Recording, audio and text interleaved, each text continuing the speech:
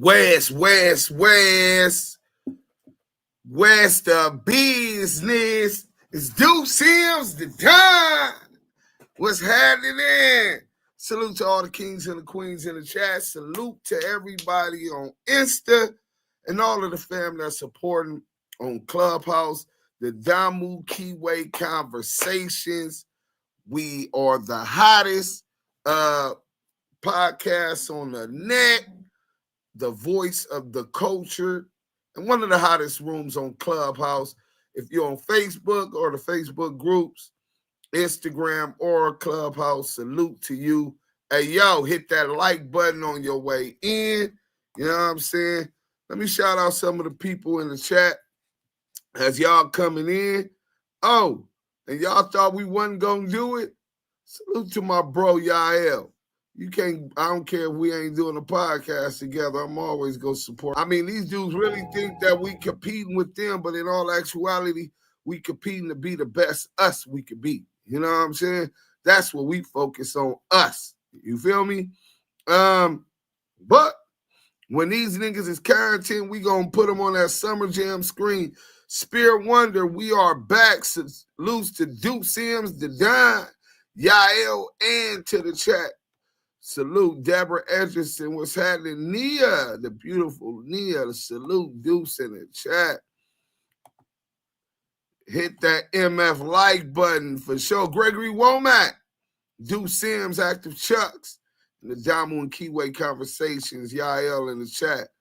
Let's get it cracking. Oh, we getting it cracking. Hey, yo, Jprince said WACK100'S is the Sammy the Bull of hip-hop. Hit that like button, nigga. We finna go up on this shit. Believe that. You know what I'm saying? Lenny Love, how you doing, gorgeous? I see you. Salute, salute, salute.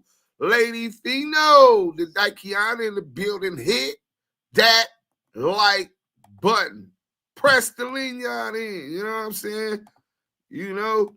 Yeah. Crips and Bloods, my nigga Papa Dirt's in the building.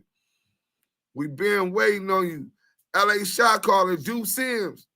If SKG went to the hospital after Big U supposedly beat her up to where she almost lost her baby in 2009, couldn't the hospital records be pulled up?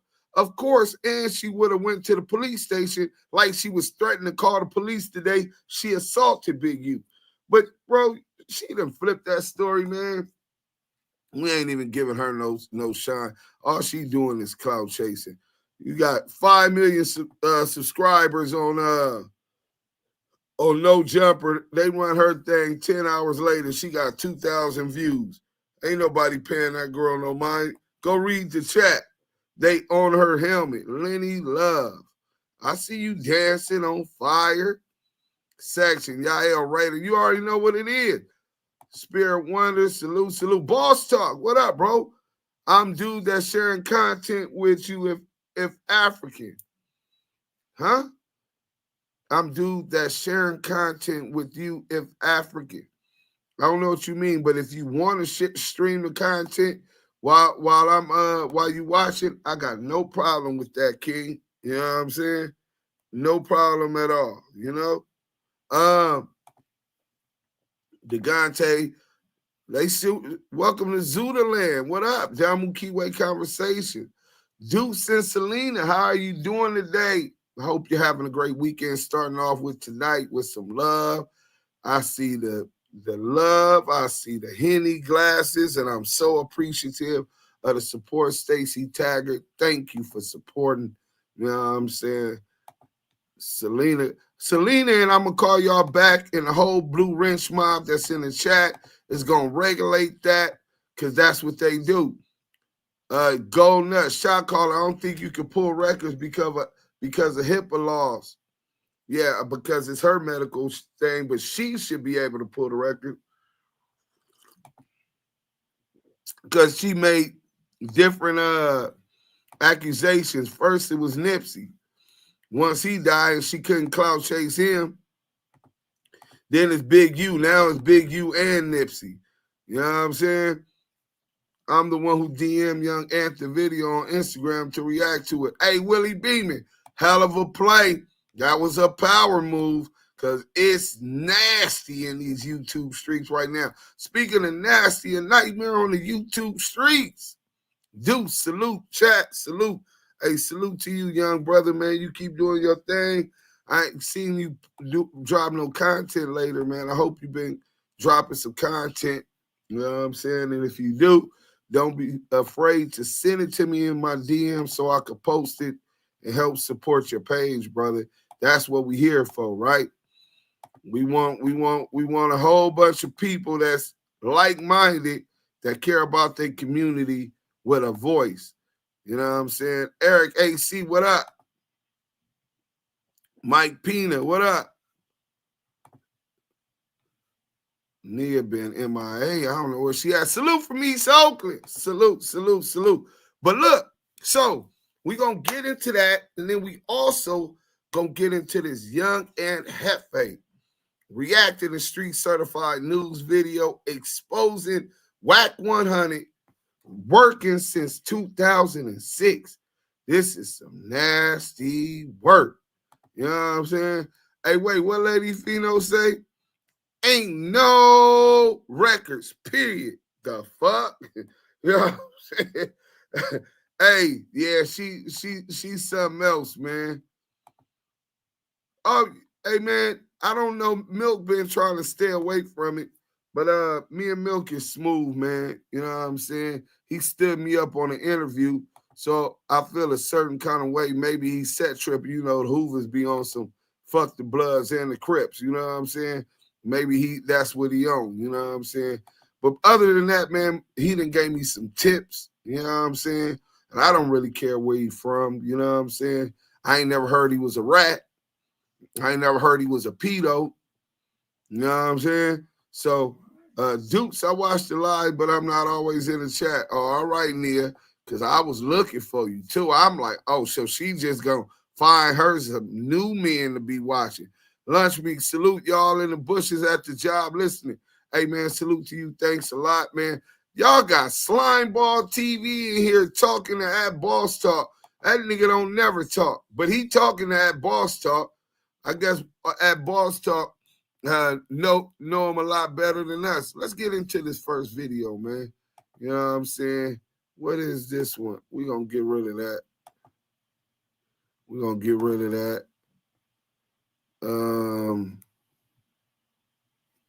Cut the check. Salute. I just seen you come in, man. My bad. All right, let me get to this damn content. Which one is this? No, that's the Al Prophet one. We could leave that one there, and then I could go here and go get this.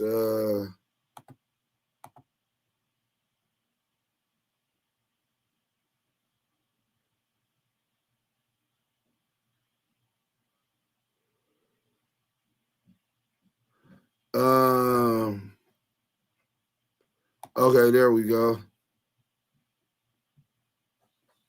Oh yeah, we on that. Good looking out. Shout out to Dice Media. He put that in the chat for me.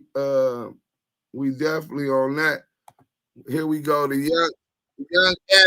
young and Hefei don't care about nothing but what the check say. That's what he said. We finna get right to it. Nasty work. Hit that like button on y'all way in, man. Different form when you ride shop with me. I can take you to the mansion, hit a yacht and have a drink. You been California dreaming, close your eyes and don't you blink. Drop 100 on the DJ, play some 90s R&B. Every day a different form when you ride shop with me. I can take you to the mansion, hit a yacht and have a drink. You been California dreaming, close your eyes and don't you blink. Let me sweep you off your feet, we do London for a week. Really ain't the one for waiting, but my presence make you leap. And this ain't just about your body, want your mind and then your sheets. I don't fuck with none of these bitches. If I want you, it's for keeps. I can show you how I'm living. take care of you like my peep. Fly you out to Carolina, I can listen while you speak. You won't fit to hear some cheddar, cause I know you ain't no leech. It don't make the problem better, but put a smile up on your cheeks. When I fuck up in that pussy, I make love like it's a treat. Cause I really say the moment for the times that we can't be. Sleeping in my Texas tea, cause you said it smell like me. When I'm overseas, you call and see my face in this relief. She ain't used to money calling, all her niggas always beef. Off-white and Lil Prada, I want diamonds in my teeth. She ain't used to gangsta loving, kiss her toes and let me eat. I can give you your desire, cut you off and set you free.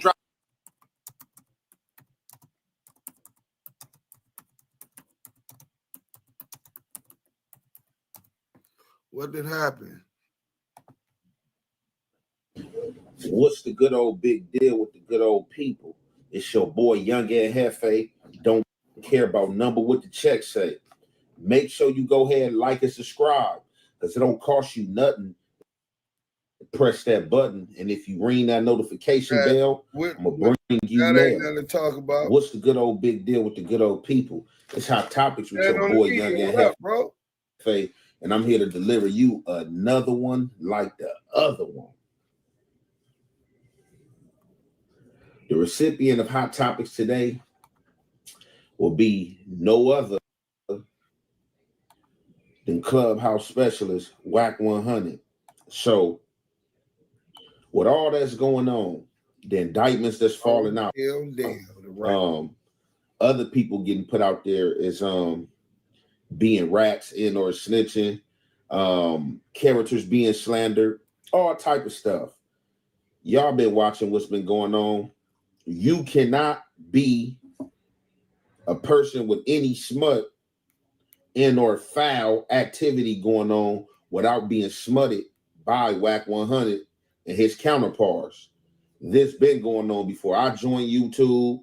You know what I'm saying? Like, I'm pretty sure it's so much clips as well as evidence to regard the fact that I'm speaking and coming out of my mouth can be shown and or found. So, however, with all this slanderous behavior, these indictments going on, it looked like something that had already surfaced has resurfaced. You know what I'm saying? So, you know, y'all be having these little clips, you know what I'm saying? Just like the X4 clip, you know what I'm saying, with Adam 22. When that originally had happened, it wasn't noticeably like that. Then with all the antics and everything that's going on, and y'all seeing different interviews where Adam 22 is pressing, trying to get somebody to say something that happened in or incriminate themselves, you know what I'm saying? But at the end of the day, you can't blame him. It's still up to you to incriminate yourself. So, however,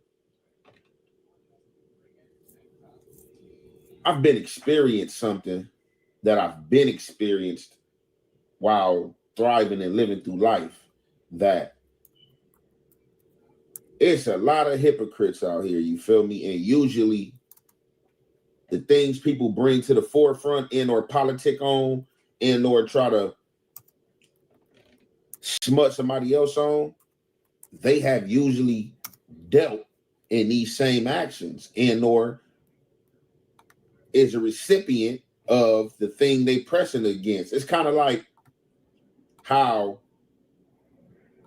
I experienced it. Like, I seen it back in the days, you feel me, in or coming up, to where you might have had somebody that was a reputable homie in or, you know what I'm saying, that, you know, just known for doing their thing out here in the streets, you know, whether it's unaliving people, you know what I'm saying, you know, whatever the cause is, they push, you know what I'm saying, but, you know, they have the attributes that comes along with the character of somebody that's known to handle their business and don't play.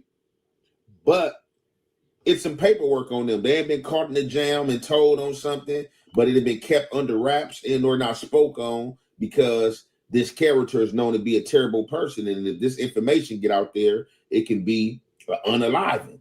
So a lot of times these situations are swept under the rug. Now, with that being said, it's kind of like a snitch unaliving a snitch. You know what I'm saying? That's what be going on out here. And or somebody telling, knowing that they got some history of telling, but because of their repertoire or in our reputation, Miss Lisa, it's swept under the rug, and people don't want to speak on that because they don't want that nightmare on Elm Street. Now, I don't know if this is the situation pertaining to Wack, but we definitely about to get in this content. As I said, this is content that already been placed out there, but have resurfaced for whatever reason. But I'm pretty sure we all know the reason, you know what I'm saying? So let's get into this content. You already know it's the Hefei and the Hef effect. We gonna commentate.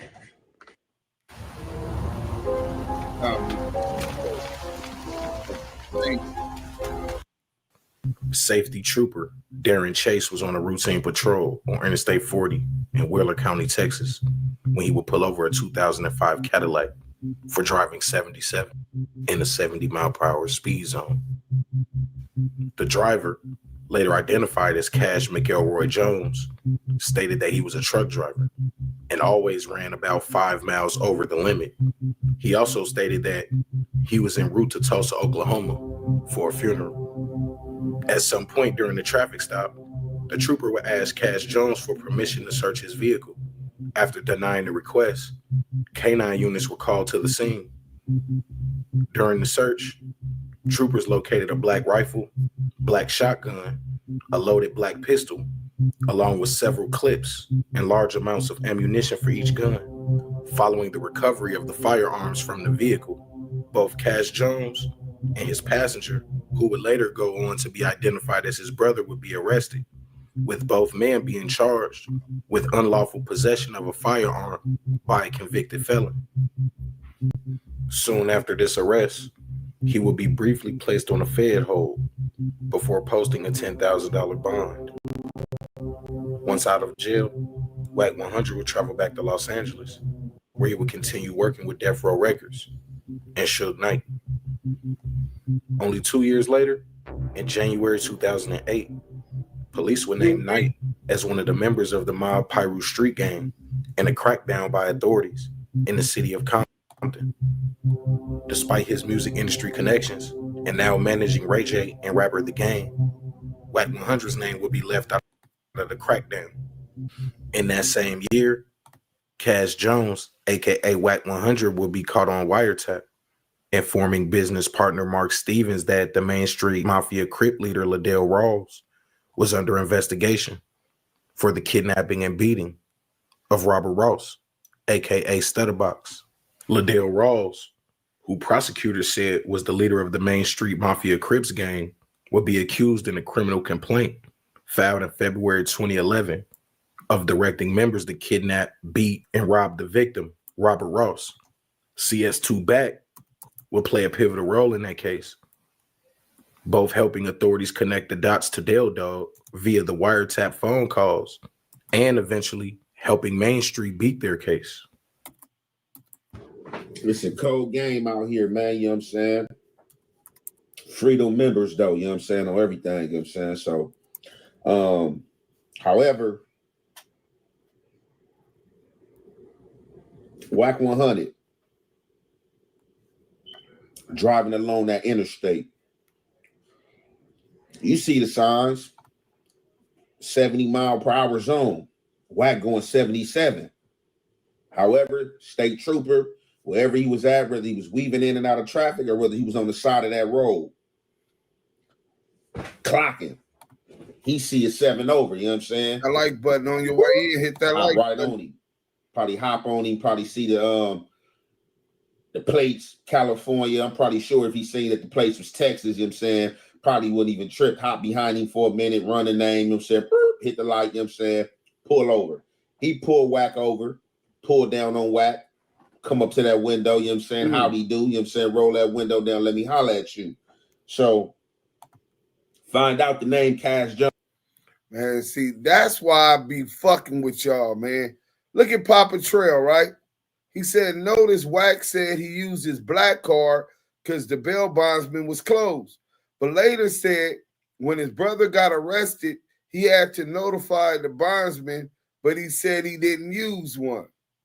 Caught him in another lie. So he didn't even get out by the bail bondsman. More than likely, he told them people he had information and they took him to go meet with him.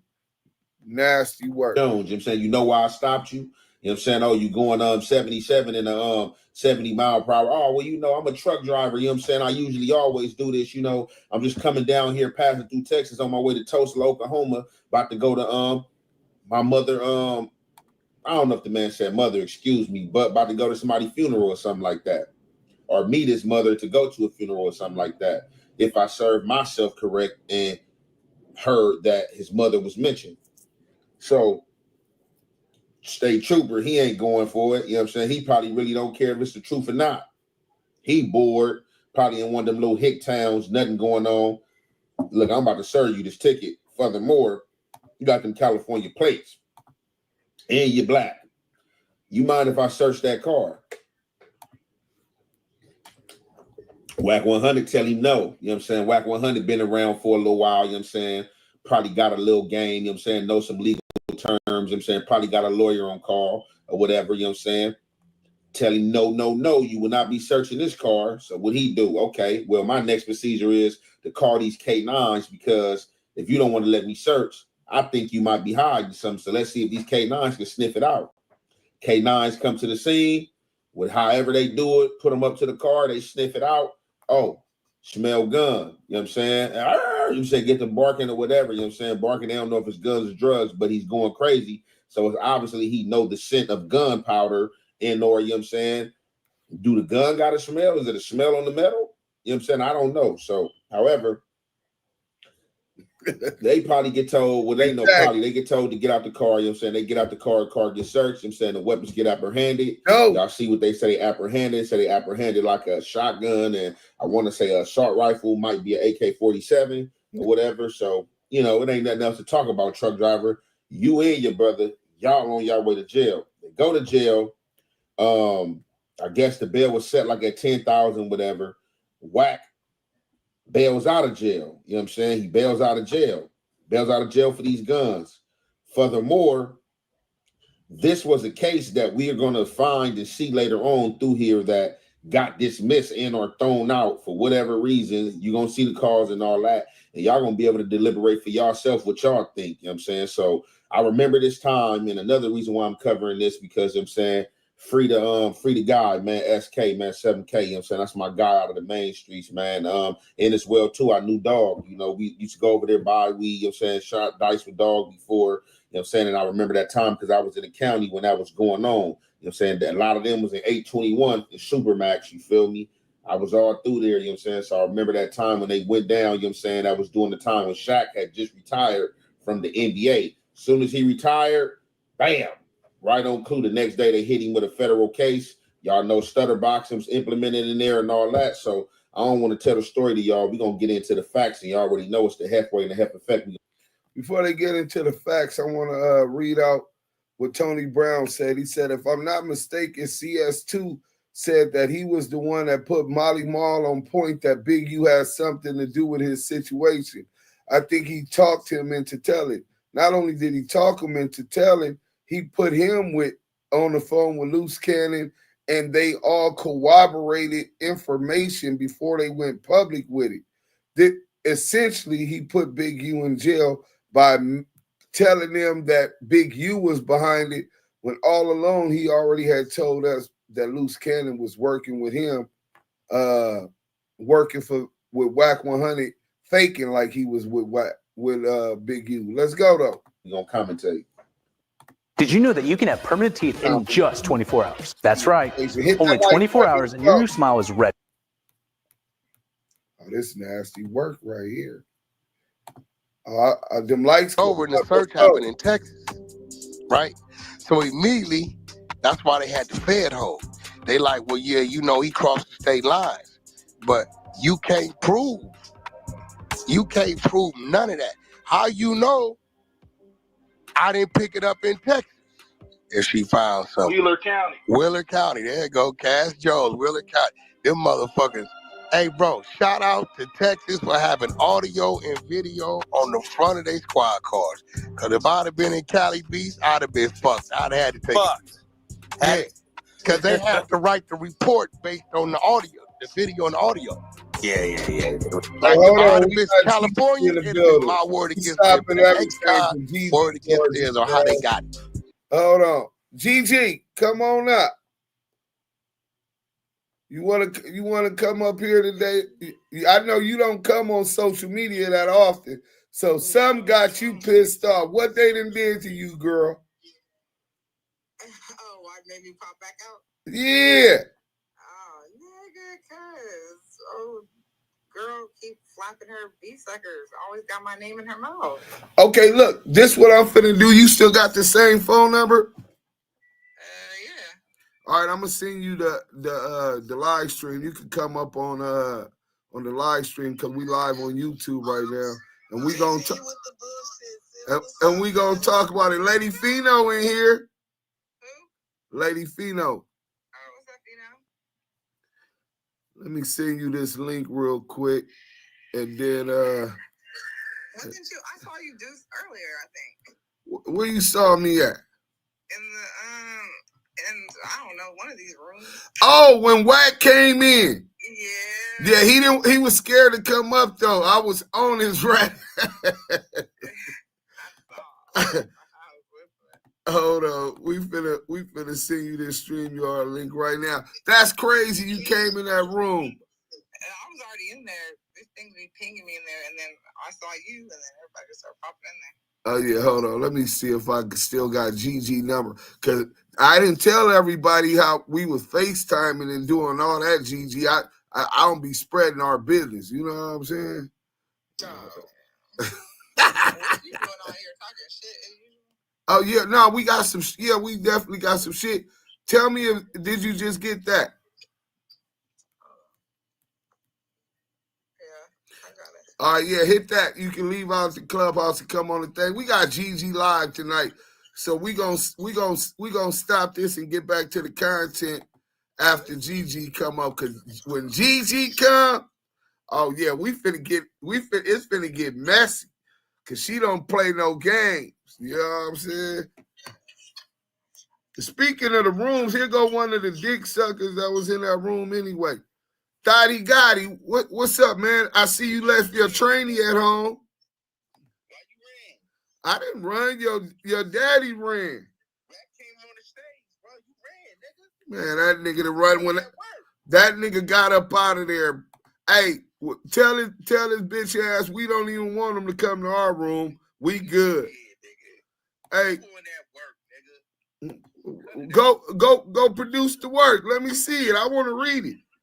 I've yet to read it. What they accusing me of? Lamonte, bro. How you go from dissing a nigga to fucking loving on a nigga, bro? That's crazy to me, bro. Wait, who I love? Ain't that nigga sent the wolves at your brother? Man, you believe that shit? Hey, I got some property. I got some property for your dumb ass. My nigga told Kane, he said them niggas killed your cousin. You ain't gonna do nothing. Watch this, ain't there motherfucker on this planet. Get him, JJ. About my son, bitch ass nigga. Yo, sit your ass down, old nigga. Hey, we got something for you now. Now you can take your bust ass to the goo. We brought you up because you was trolling. I'm waiting on GG to jump up on the thing.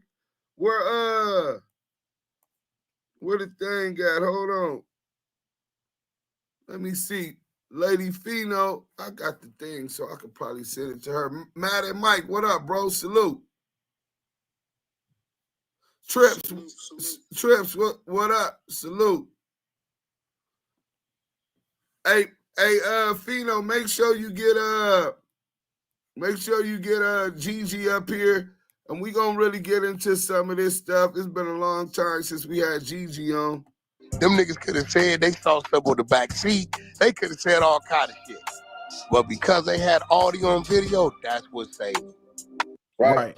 All right. Something else before we get back into what Wack was saying. So some of this audio and or, you know what I'm saying, footage is from Active Chucks, and as well as another podcast channel I can't remember, but I'm pretty sure, you know what I'm saying, they stamp or stable was through there. So shout out to the people, you know what I'm saying, who had originally, you know what I'm saying, created this content and placed it out there. You know what I'm saying? I'm just reacting to it and or giving my opinion of being somebody who had been through that system, you know what I'm saying? and been up against snitches and rats and done times behind being told the other on podcast CSIs he and all that talking type about, of he stuff. said he reacted to the Active Chucks. The other one is Street Certified News. If y'all ain't subscribed, go sub. That's the boy about to Shy. Shout out to Shy Rack. You know what I'm saying? He's viral right now for that video. He put it together and told the story so good. We had almost 100,000 views in 24 hours, and it's going to keep running up, keep exposing the exposers. That's what we do. Let's get back to it. Young Ant Jefe.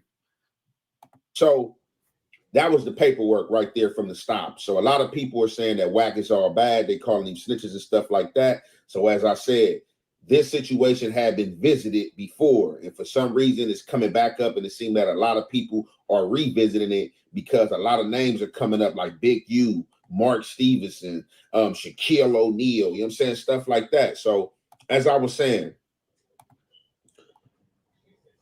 that was the initial paperwork, and or I don't know if he got indicted, you know what I'm saying, or that's just how that county, Willard County in Texas, that's how they do their paperwork, make it look like an indictment. But that was I guess what had happened, you know what I'm saying, pertaining to the stop, you know what I'm saying, and you know what I'm saying, the whole overall, you know what I'm saying, identification for probably what the police officer remember and what WACK100 was saying. So WACK100 is saying right here, like how I told, you know what I'm saying. So people are saying he told because the case disappeared in order reason for them throwing the case out. So they give a whole list of why the case can be thrown out, and the lack of evidence or his rights being violated was not one of them. And a lot of people are saying that he gave evidence and helped the feds and or the law enforcement in the Shaquille O'Neal MainStreet and Stutterbox case, you know what I'm saying? They say that he was giving information to Stutterbox, you know what I'm saying? I mean, giving information to Del Dog, rest in peace, and as well helped them beat the case and get out. So this is Wack, like, man, how I tell, man, this is what they threw it out for. So we're going to get furthermore into this content, and y'all know it's the Hefei and the Hef Effect. We're going to commentate. It is. Let us not letting her come on. Hold on. Let me do this real quick. This is what I'm trying to figure out, though, Box. Help me understand this. That like button, y'all just came in. We got 400 people in the chat. Thing. What is Mark saying I had to do with the case, bro? Like, listen, in the paperwork, it said you tried to call Dog, remember? I tried to call Dog. And he won't take your call. I sent it to you. And he said I talked to Dog. But he said he didn't talk to you. He wouldn't take your call. But they said he wouldn't talk. Yeah, and Dog said he was cool. He didn't want to talk to you in the paperwork. Mark, that's what you said going off of what that whole MainStreet shit, that was your play. I had nothing to do with it. I was a victim. Only 1 month after the indictment of the MainStreet Mafia Crips, on March 9th, 2011, Cash Jones, aka WACK100, would appear in Texas State Court to have his charges finally dismissed from that 2006 unlawful possession of a firearm case, where he was caught with multiple firearms and ammunition.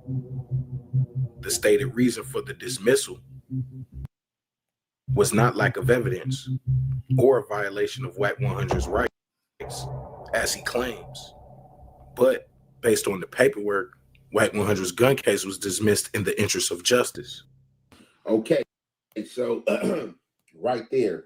Now, if y'all follow and y'all see what's going on, that's Stutterbox. I'm saying Stutterbox from MainStreet. You know, I'm pretty sure a lot of people know who Stutterbox is and have heard Stutterbox's name at one point in time.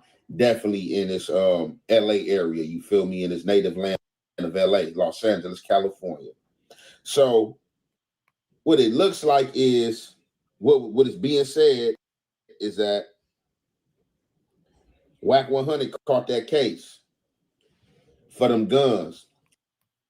A lot of people was like, what happened? How did that just disappear? You not fighting that case no more? So basically, the case was thrown out as WACK100 is defending. Man, that case got thrown out because, you know, it was illegal search and seizure, you know what I'm saying? They had the dash cam, you know what I'm saying? This and that. Basically, he's saying that their approach was unethical, you know what I'm saying? And based on their approach being unethical and them stopping them and stuff and like that, the case got threw out and the dash cam and whatever, the video cam from the car grill, wherever it was reporting from, helped him out. But he said if he was in LA, that it would have been over for him. I'm saying it would have been his word, the ex-convict word against the police word. So with all this going on now, it comes back full circle to Stutterbox. I'm saying, well, let's get online with Stutterbox. Let's see what Stutterbox had to say. Wack and Stutterbox, I'm saying, as y'all gonna find out, I'm saying, I guess was longtime friends and or had a relationship. However they had it, they used to live next door to each other and or across the street from each other. So Stutterbox get online like, look, man, this is what's going on, man. They said your phone was hit. You was a CI. You called Del Dog and you gave Del Dog a drop on my address. After you gave the drop on my address, my car got shot up. And for my car getting shot up, you could have been charged. But however, right here in the paperwork, it does say that Wack was trying to reach out to Del Dog through Mark Stevenson's, but Del Dog didn't want to talk because Del Dog was having a feeling like, man, this don't feel right, man. Like, they might be, you know what I'm saying, had a line tapped or might be trying to record it, you know what I'm saying, put me inside, you know what I'm saying, the doggy bag, you know what I'm saying? So from what they said in this paperwork, Del Dog didn't bite, but as we're going to find out later on, you know what I'm saying, some more shocking, you know what I'm saying, information is going to be revealed. So let's... This nigga, young Ant Jefe, say he don't care what the checks say, but today he running CS2 back, nigga, into the ground, nigga. He said, we'll get to that later. But look, we got a super sticker. Wait, what was it? A $1.99 super sticker from Alex Rand. By all accounts, young Ant Jefe, a real G. Hey, man, that's what I've been hearing. And, I mean, he don't really talk too much and try to put the 10 on the 2. Usually niggas like us, that's what we do. We will, you know, throw something out there when niggas act like they don't know. But let's get back to the content. Let's get back into this content. You already know it's the halfway and the half effect we're going to commentate. He was on the wiretap. He allegedly gave Dog my address, homie. If I get killed, whoever gave him my address gonna get conspiracy to murder. But if I don't get killed, they can get conspiracy to attempted murder because they shot up my Rolls Royce, put 17 holes in my Rolls Royce. This is what I'm trying to figure out, though, Box. Help me understand this, because me and you both know that whole case was your thing. What is Mark saying I had to do with the case, bro? Like, listen, in the paperwork, it said you tried to call Dog, remember? I tried to and he call won't take your call. And I sent it to you because they said when Dog called you, his phone was hit. That's how they got on your line. No. And you play. That's what they say, what? No.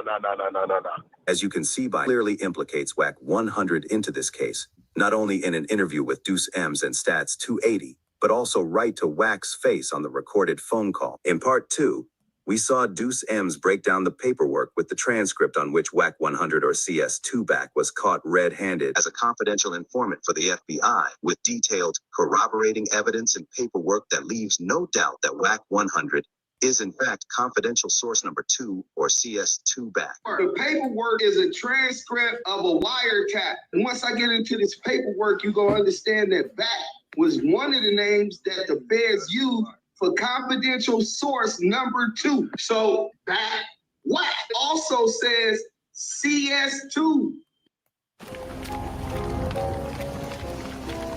Let's get back to it, Damu Kiwe Conversation.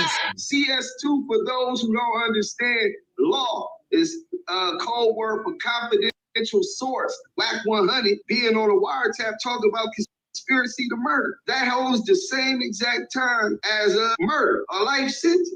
And if that's what you on wiretap for, and if that's what they came for you for, then how you out of jail? One thing I would like to say, man, the internet is undefeated and it's a cold game out here. So as y'all see and hear for y'all own eyes and ears right there, what's going on again. So that is the conversation Rip played from Stutterbox and WACK100 when WACK100 is questioning Stutterbox like, man, what's going on, bro? You know that ain't me, bro. That's your case, bro. You know why Mark Stevenson got my name minute.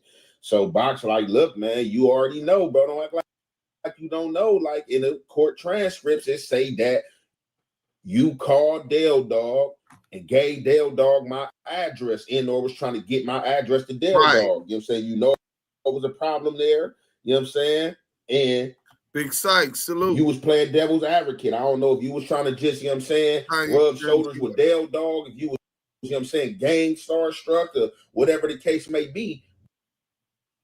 But they said that you were implemented in a conspiracy salute to murder, which holds life, because my Rolls Royce was shot up. If I had got killed, you would have more than likely got life. You know what I'm saying? So they said, based after that, when Wack got caught with them guns down there in Texas and got stopped, like basically he might have had a proffer session in or had a talk with them authorities and told them, like, look, man, I got some information y'all might want to know.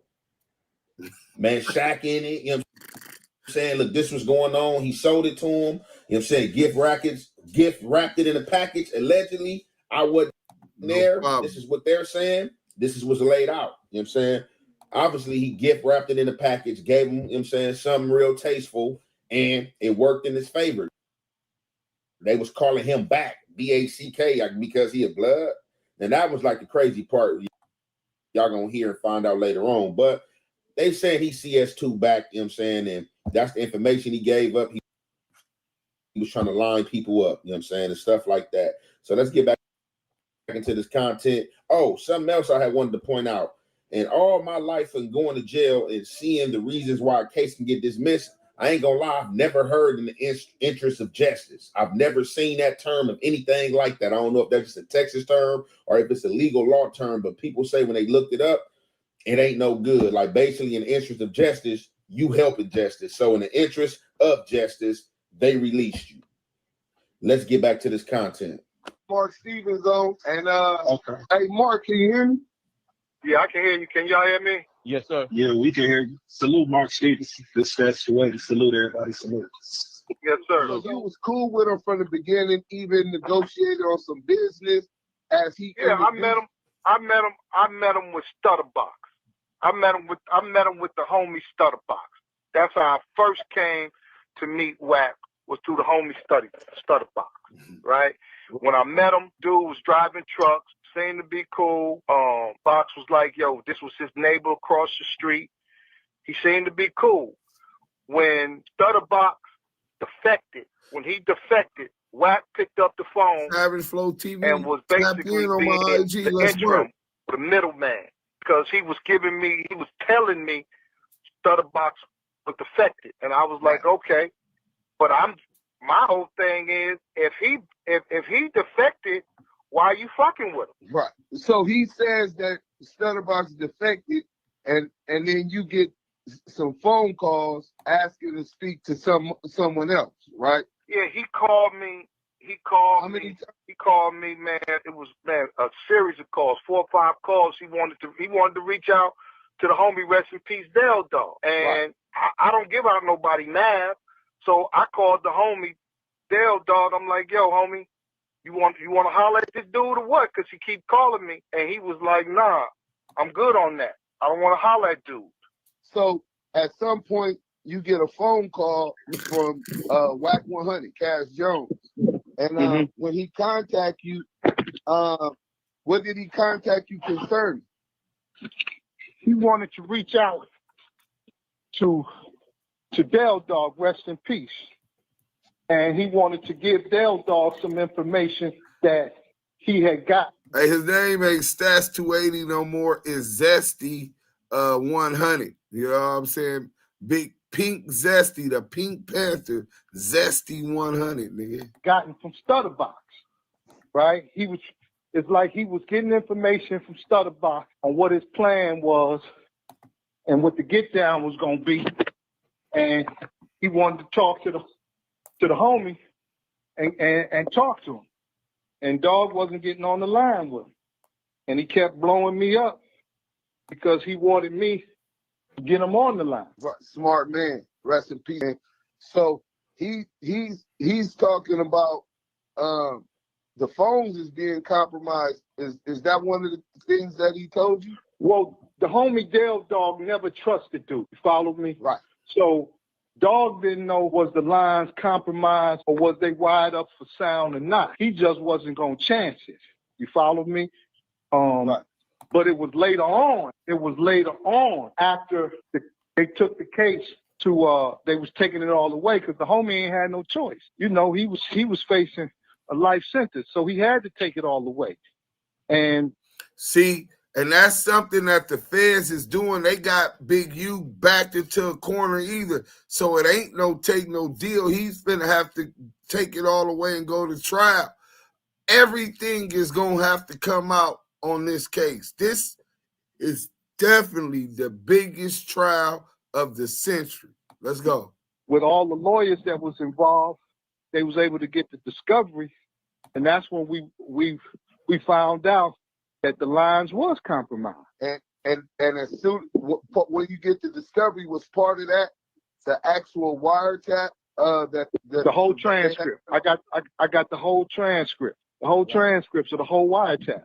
And do you, in that paperwork, do you see your conversation with Cash Jones in them transcripts? That was the initiating. That was the initiating when they started recording. Right. And how did they refer to Cash Jones? In the paperwork they put him as Back, B-A-C-K. And correct. I kept asking the lawyer, like, who the fuck is? I ain't talked to no Back. And they said, nah, that's Wack. Fact, Chronic Mike. That's a fact, Chronic Mike. Let's go. Damu Kiwe. All right, now, so we getting somewhere a little further. So as y'all hear and see, for them eyes and ears, that's Mark Stevenson on the line. So Mark Stevenson, that was Shaq's business partner, you know what I'm saying, I guess at the time. You know what I'm saying? And, you know, he was messing with, Dale Dog. Later on, you're going to hear names mentioned like Big U and stuff like that. So for Mark Stevenson mouth, you know what I'm saying, and y'all hear Wack when he called Stutterbox and he asked Stutter, like, hey, man, what I got to do with that? Why Mark Stevenson, whoop-de-whoop, put my name in, Mark Stevenson said that you was calling him trying to get Dale Dog number or to get Dale Dog to tap in because you were corroborating information that you thought Dale Dog might wanted to know. You told them people, Mark Stevenson words, that Stutterbox is defected, which you're trying to say that Stutterbox was all bad in or telling. So based on that,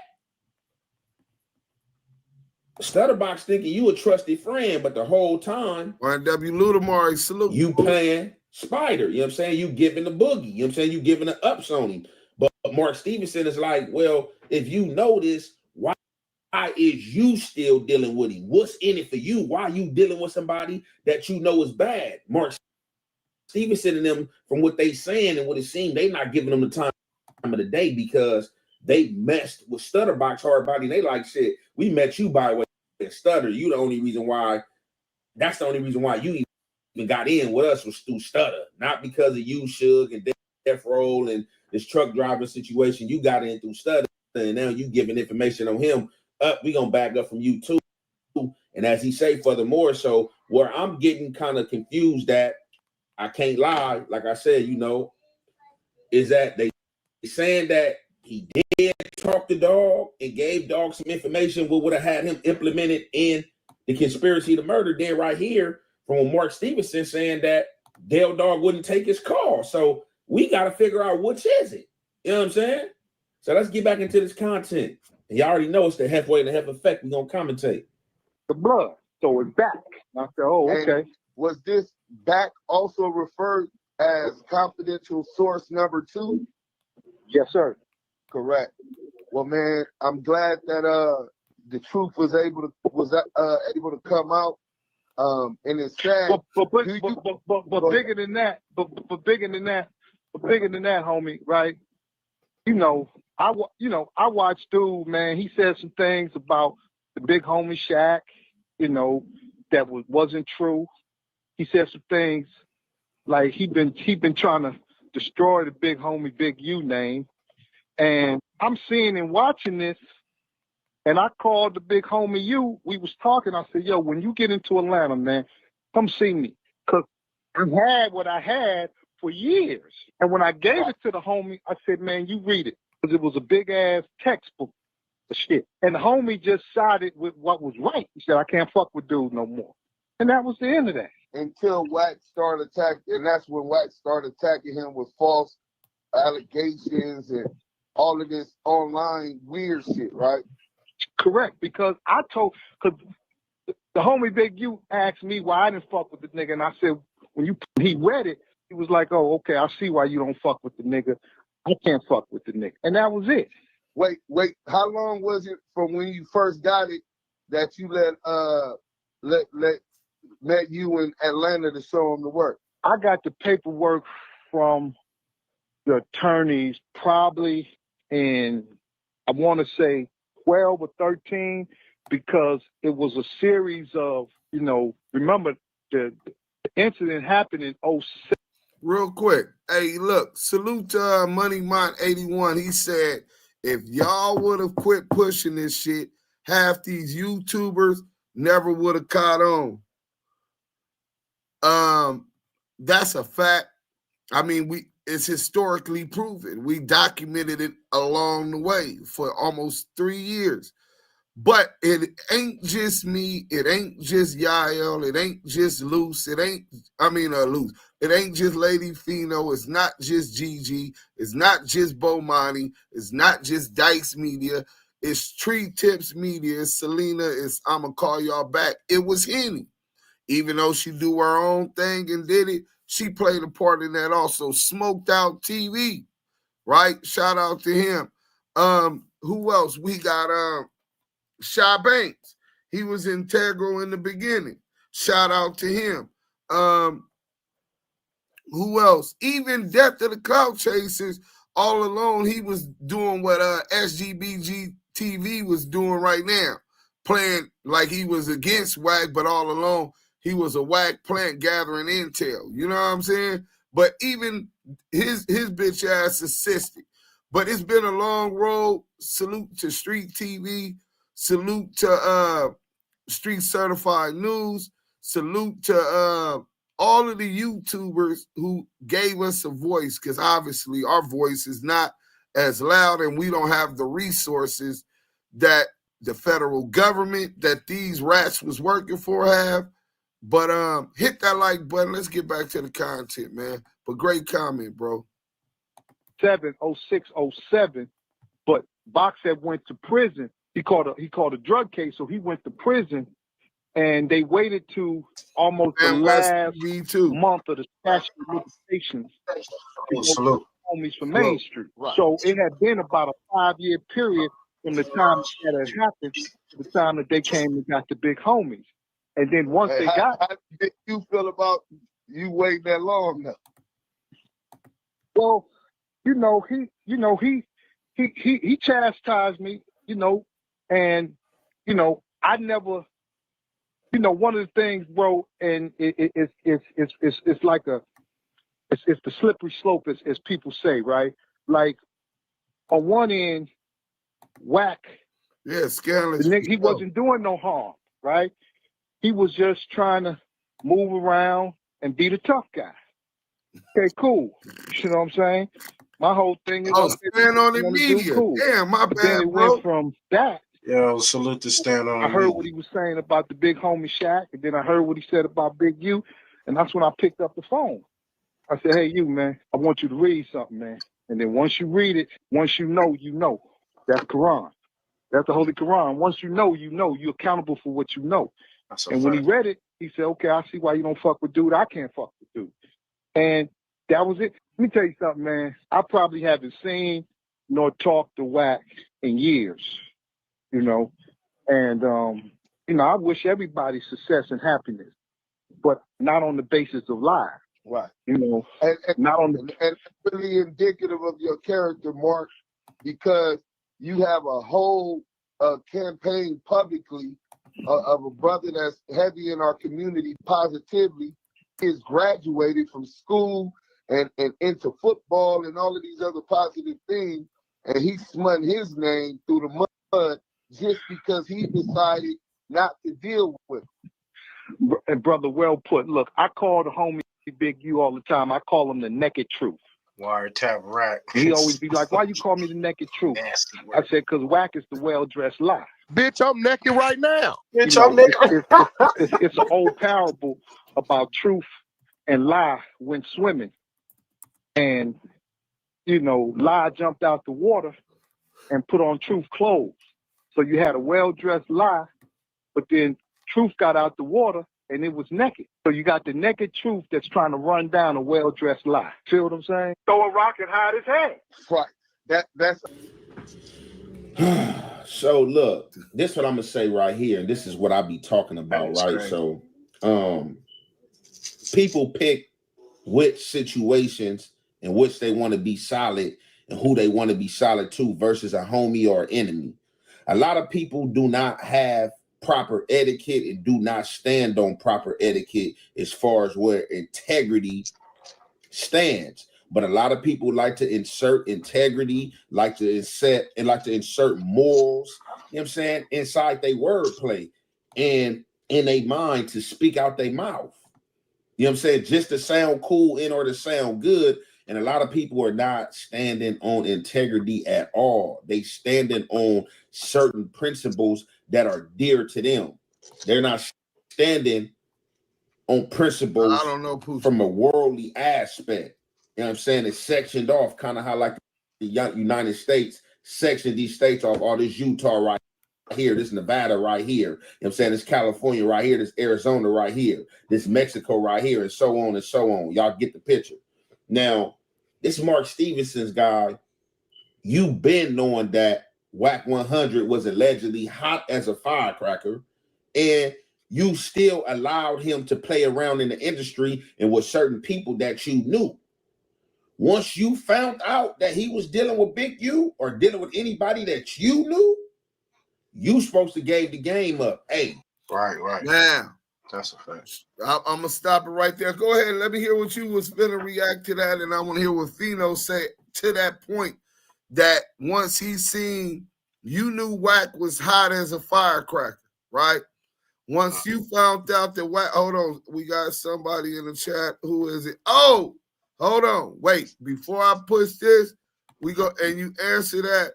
It's only one way to do it. We're gonna get into this real quick because I don't want people to lose it. We got a lot of content to get through, but yeah, y'all is in the building. Y'all in the building. Hashtag y'all in the chat. Hashtag Salute to my brothers. Salute, and more salutes. So we got Lady Fino and Fam West TV in the building today too, y'all. So I want to start with Fam West. I had asked Mark Stevens through that interview. I said, Mark Stevens, like, how when did you get this paperwork, and why didn't you off the gate let Big U and everybody else know that you knew that Wack was hot as a Kanye Pepper, right? And that's what young Ant Jefe is saying. You're supposed to, once you seen Big U steadily talking about dealing with this nigga Wack, you can't take a position like, oh, all right, we got you, y'all. Don't even trip. So you can't be like, oh, I'm gonna stay off of it and all of that. You were on the case with him. In fact, you're the one that put him as a security guard with Ray J for Deja 34. You put him in the industry.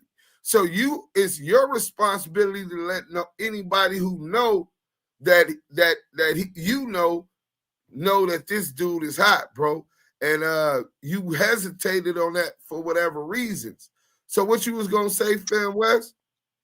No, I agree with what Young and Hefei was saying. I mean, me personally, when I heard about it, I was thinking that same thing. I'm like, damn, well, how long you knew about it? Then I recollect the case. And I was like, this been some years back, long time ago. So I'm like, and you see Big U and WACK100 on these podcasts together. So it's like, when did he tell Big U about it? And then Big U did He like, okay, I know this nigga dirty, but you know what I'm saying, I'm still doing some dealings with him. So I it's all the way around. I think, you know, Mark Steven, that was kind of like, that was fucked up to me. He said he scolded him, but nah, nigga, you kind of like just brought the informant to the industry. You know what I'm saying? Like, I don't know. That's tricky to me. You know? Yeah. Only leeway I give Money Mark is you got to think he's still a sports agent today. In fact, that's Stephen A. Smith sports agent. This ain't a street nigga. You know? Yeah, I get that, but still, it ain't even about street. That's unethical. You know, you find a nigga telling, being a rat, snitch, whatever. Even, you know, and you dealing with street dudes, regardless of how you trying to play it, you know what I'm saying? You dealing with street dudes like, hey man, this nigga right here, the nigga Stutterbox told me this nigga dirty, or he coming. I mean, let the nigga know. Yeah, shit. So that's why I say civilians, man, they need to stay in their place and shit. Cause they start dealing with street dudes and shit, they get caught up. You know what I'm saying? So facts. Lady Fino, can you hear me? We can't hear you, Fino. You muted up. I can hear you, Deuce. Yeah. So you want to react to what Ant You Jefe? can't hear me? Yeah, we can hear you. I can hear you, Deuce. Yeah. So turn off your computer. We get an echo. Yeah, we can hear you, Deuce. Yeah. So turn off your computer. We get. Are you on Clubhouse? Yeah, we can hear you, Deuce. Yeah. So turn off your. All right. All right, you clear? Yeah, that's better. So you want to react to what you heard Ant Jefe say about Mark Stevens waiting and not letting Big U know off the gate that WACK100 was hot as Kanye Peppers? Well, like the other young man just said, you know what I'm saying? Civilians need to stay in their lane. And when they seem to merge in our lane, they kind of want to come over here with that fake protective cape over them, like they can say this and do that because they are civilians, and at the same time they're sacrificing the lamb. See, what happened is that young man, I don't give a damn if he's a whatever he does in his profession, that's fine. But when you diddling and twiddling around with real ones like us, there's ways that you handle stuff, bro. You should have, if you say Big U is your boy and this is your family and blah blah blah, the first thing you should have did was contacted that man in person. You should not even, anybody that's your boy or your folks as a civilian or a street person and you know shit is hot in the kitchen, phones is automatically out the window. No one's talking on phones at all. The point is you make your point, you get across town. I don't give a damn how you get there. You don't need to send a message through the phone at all. We used to do old school send a kite. Remember send a kite? Shoot that kite, cuz. Shoot that kite, blood. You know what I'm talking about? And then you pull up on your boy and say, hey, listen, man, shit real ugly right now. You know, you going to do what you going to do. I'm going to do what I'm going to do. But shit ain't really cool with that dude. You know what I'm saying? And then give that man an opportunity to make his mind up and say the way he going to move. So all that trying to, you know, like, you know, try to throw a rock and hide your hand type shit, that ain't going to work for us, bro. Because you see what happened. You get exposed. That's the same thing with Lucy Coochie. You know what I'm saying? Like, I holler at him. He's family, supposedly, bro. Like, okay, look, now you dibbling around. You know, it was fun and games, but now you dibbling around in backyards where it's not really cool. Why don't you not do that? Instead of him saying, okay, this is somebody who I claim I look up to, I claim I love. Let me take a little bit of this advice. Nah. Instead, he tried to get, you know, tricky and jiggy with it. But what he didn't know is Dikiana. You know what I'm talking about? You know what I'm talking about? Return the favor. Right. So that's just how I feel about it. That's how I feel about it, Damu Kiwe Conversations. Damu Kiwe Conversation. If I don't know if y'all finished checking out yet. When he do, he'll probably text and then he can build on it. But still on the media. Oh, no, not to cut you off, but no, I'm here. I wanna add to what Lady Fino just said. So, because you guys are basically expounding on a non-affiliates getting into the politics of quote unquote gang culture, correct? Right. So this is how I view it, right? And then first off, Mark Stevens held that paperwork, right? That y'all said that. Right. And he was wrong for doing that because when you withhold information, you now leading the blind is leading the blind. But the cold part about it is he's not blind to this man's character. He's not blind to his character because the character is letting him know, like, hey, this dude is all bad. You should have first off gave your friend, your brother, that paperwork and notified him. That's why Big U scolded him for not letting him know sooner. On top of that, he can now know how to move away from this dude because I'm not going to move with you. I'm going to move away from you. That would have gave him a better opportunity to get ahead of whatever it is this man had planned in the cut for him. Secondly, when you start allowing the non-affiliates to have a voice, when you start letting non-affiliates have a voice, you start giving them power. And I say that as from experience. In my community, these niggas' family members were affiliates and they were non-affiliates. Now the money get into play and you give a buster a bag and a voice. It doesn't mix. Those politics don't mix well. Because now real niggas start compromising their morals and they start siding with fuckerism. You know what fuckerism is, right? Yeah. All the fuckery. These and niggas, goofologists. and the goofologists majoring in goofology are now cool with this type of behavior. So when you give a buster a voice or you protect the busters, we all know everybody ain't a gang member, everybody ain't a robber, everybody ain't a dope dealer, everybody ain't a pimp. So you stay in your respective place. You got the non-affiliates hanging out with the gang bangers, and then when shit go down, they like, well, shit, I ain't got to do nothing because I don't gang bang. But you want to be protected. You want to be in the politics. You want to say you know the real niggas. You want to smoke, drink, hang out on the block. And now you get these nigga voices in the bag, and they got a voice. Now they feel like they can say shit. They can do shit. There's a lot of that going on right now, and this is now blinding what's real, what's fake. It's blinding authenticity from, like, the generic, nigga. From generic authenticity from generics, you know? And it's like, I land with this. I'm experiencing that firsthand. Now that community over there in LA is experiencing it on a whole nother level. This is why I go so hard on not fucking with rats. This is why I plead. This is why I chose to go against niggas in my own community, because they are okaying the rats to have a voice and the rats and the busters to have a voice.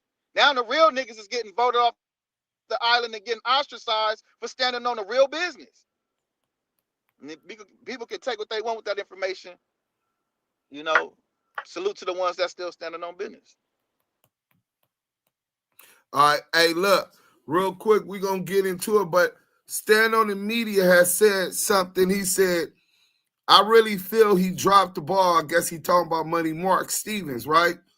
I really feel he dropped the ball, unfortunately, and I know it's killing him now that Big U is locked up. I think he needs to speak out more than ever now. Just my opinion. Hey, you know what's crazy?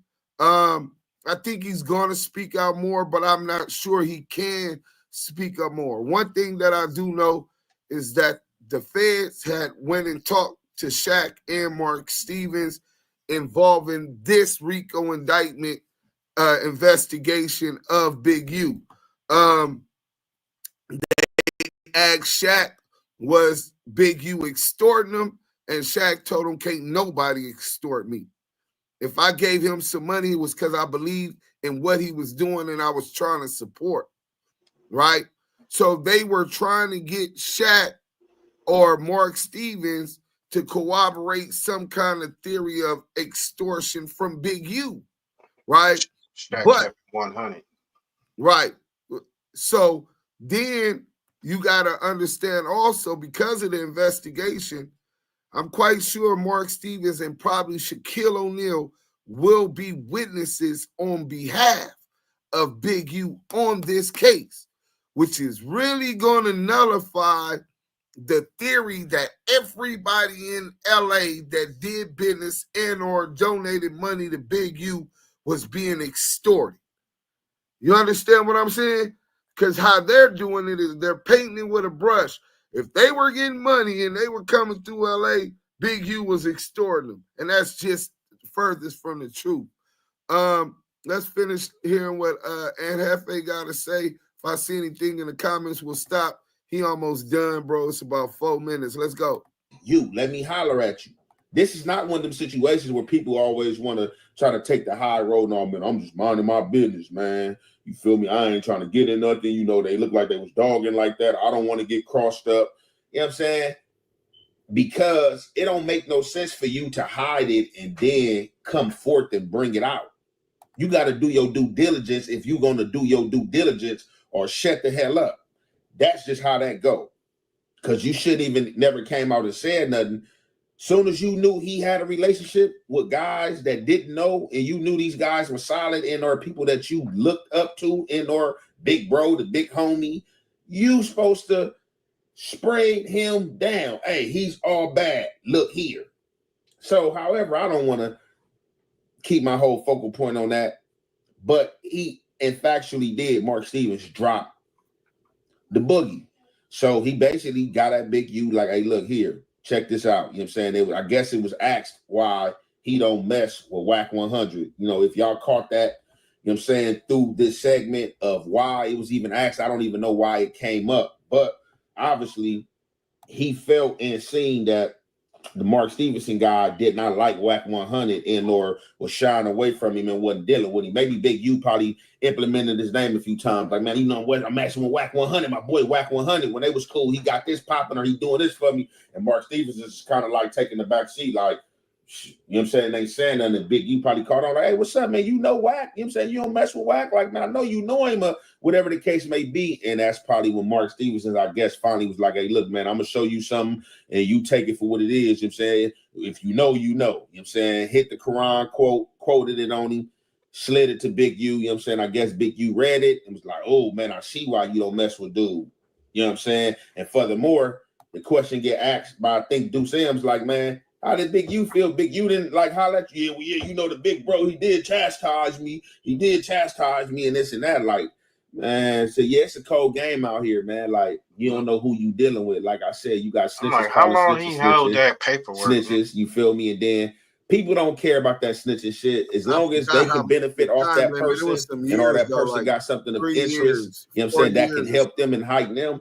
Like that shit out the door. Ain't nobody living on them principles. And like I said, you will have a snitch out here trying to highlight another snitch in or snitch activity, man. So it's a cold game, man. Y'all seen it right here, man. Y'all can hop in the comments, you know. He said you got snitches out here trying to highlight other snitches stuff. He's subbing the shit out of Wack. I got that T-Zon, you know what I'm saying? When I do find T-Zon, you know what I'm saying? I'm going to answer back, you know what I'm saying? For sure, for sure. But y'all heard it, you know what I'm saying? Y'all seen it, you know what I'm saying? So y'all can differentiate what y'all think, you know what I'm saying? And we're going to conclude that there. It's your boy, Young Ant Jefe. Don't care about number what the check say. Make sure you go ahead, like, and subscribe because it don't cost you nothing. Press that button. And if you ring that notification bell, I'm going to bring you mail. Salute to Young Ant Jefe. I ain't subscribed yet. But after that one, he just got a subscription from me, man. And a like on his comments, man. You know what I'm saying? I advise y'all to do the same, man. He was pretty clean cut. First and foremost, he has a lot of experience in that federal system and understands how to read paperwork. That differentiates him from a lot of people. A lot of people felt differently about the Mark Stevens thing. And listen, if you just because somebody's dabbling around street niggas don't mean that they laced up on game. A lot of niggas bring niggas around and they not properly lacing they chucks up. You know what I'm saying? Niggas really gang goofy and slow to the game. Look at the nigga Loose Coochie. You know what I'm saying? Look at the nigga Christopher Love Boy. Didn't nobody mentor them in the game on no illegal shit. Obviously, if they were dealing with Big U's dealing with them on legitimate shit. You know what I'm saying? You look at these niggas, you like, this nigga gang goofy. How you talking about Big U told on Eddie Boy and on a dope case, and the case is a robbery. They're robbing who they thought was a dope man, what turned out to be the police. Pulled the pistol out, all of that. You don't know how to read paperwork, and that's where it comes from. Dude, just let these niggas come around because they coming with a bag, and niggas like, fuck it, keep them around. But what I'm starting to learn is that the niggas that's coming with the bag, they utilizing that to cut into niggas so they could gather intelligence, know who you dealing with, know your business, and then right. Them agents. Them agents. Yeah, straight agents, bro. So y'all be careful out there. But that was Young Ant Jefe, man. His reaction to street certified news. Agents, hey, don't forget that on 1003 you get to go free. But that was Young Ant Jefe. You got that echo again, Fino.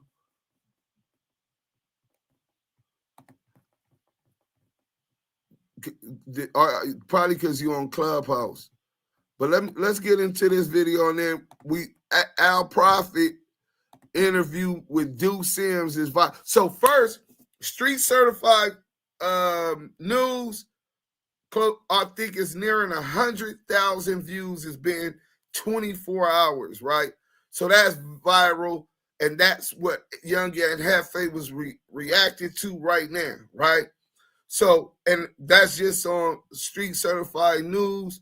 You even got the Dick Trapper and all kind of other people have been reacting to the street certified news video, right? Then, for real, right? Then you got this Al Prophet thing is out. We own that. You had the basketball with the Shaq thing on. We own that. The Damu Kiwe Conversation is spreading out. That I'm just talking about the ripple effects. Oh, and y'all got some stuff coming up for Fan West TV this upcoming week. You know what I'm saying? We ain't gonna give y'all the date because you don't want to put the pressure on this editing. But we got a lot of content coming on, and I hope y'all tap it in for it on all of these different channels. But I want to get into this Jprince reacting to Adam 22 and WACK100'S. You know what I'm saying? He called WACK100'S the raps Sammy the Bull of hip hop. My first reaction to this, man. It's first time I seen it. Oh yeah. Hey, you on paperwork, Big U. You know that, right? Okay, where the paperwork at? Wait. We got the work. So we lying. Where the paperwork at? If you ain't got the paperwork, are we lying? Yes or no? We gonna put you down. You just clout chasing. You know what I mean? When you got the paperwork, put your hand up and we'll bring you up. We don't run from allegations, nigga. We address them head on. But if you just clout chasing, you know what I'm saying, trying to be heard while you gurgling Castrol GTX, nigga, voice sounding like a fake ass Crip, man, then you can sit up in the goo and subscribe from the Suwoo tube, brother. Let's get into it. That was one of the trolls, PMS. He a fake blood. But look, let's get into this. Man, what a beautiful walk. Look at the sky. Look at the skies. I see my man Crush. What's up, Crush? Godn. That's my brother right there from another mother. See you tomorrow, homie. Yeah. Now you talking about a real example. You know, the homie, you know, went past the 360. You know, there's a homie that had a life sentence, 1 or 2 life sentences. I don't know how many it was, but he couldn't have done one of them. But, you know, the Creator opened the gates up and allowed him to be free. And the beautiful thing about him. Okay, you got it. I'm thinking of buying a house. A house? By yourself? Are you sure? Is he don't take his freedom for granted. You know what I mean? He free, and he ain't forgot where he came from. You know, he giving back. He inspiring, he uplifted. You know what I mean? But most of all, you know, he's still being a man. Right, and that's what we about. You know what I mean? We're about being men in our community. We're about being men wherever we step. You know, ain't gonna be no twisting when we walk, and we ain't gonna do no squatting. You know what I mean? We have to take these different leaks. And for sure, you ain't gonna hear us, you know, on no podcast hating and belittling, trying to tear down our fellow man versus uplifting. And going on the podcast every day to snitch on somebody, you know, taking, you know, advantage of the youth, those that hadn't fully developed their wisdom to the extent where they can be tricked and naive. You got these suckers that's around here taking advantage of them, lying to them, talking loud, trying to make it appear that they some type of bulldog or big dog when they really just a chihuahua. You know what I mean? These dudes are poodles. But they want to fool y'all with all of this expression and all this Hollywood shit that they do. And they undercover sissies. And that's just the truth. Listen, when he said that, you know what he talking about, right? He's labeling homosexual allegations against WACK100. This corroborates what Stutterbox said. Before we get to the next video, I'm gonna make sure I get to that Stutterbox after this video so y'all can remember when Stutterbox said it. You J. Edgar Hoover, nigga, in drag, nigga.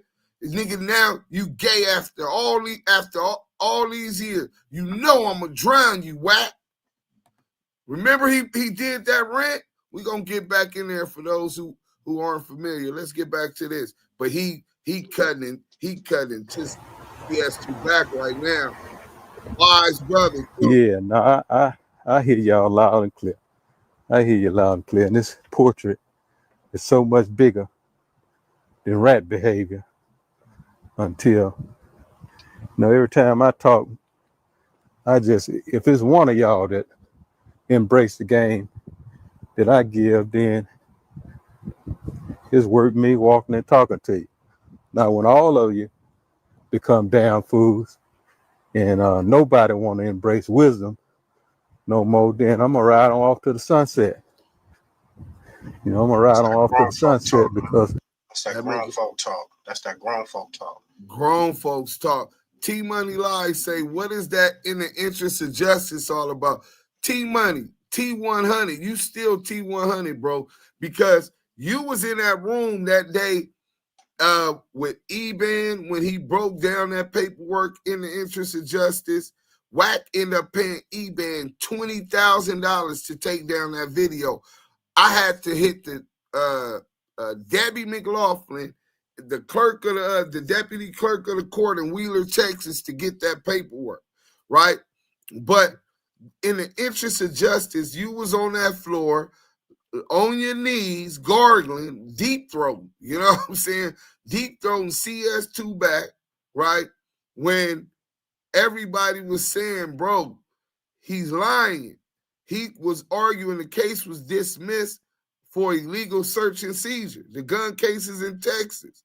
And you was over there dick pulling like you do, deep throating like you do, and now you come over here and you want to act, what is that all about?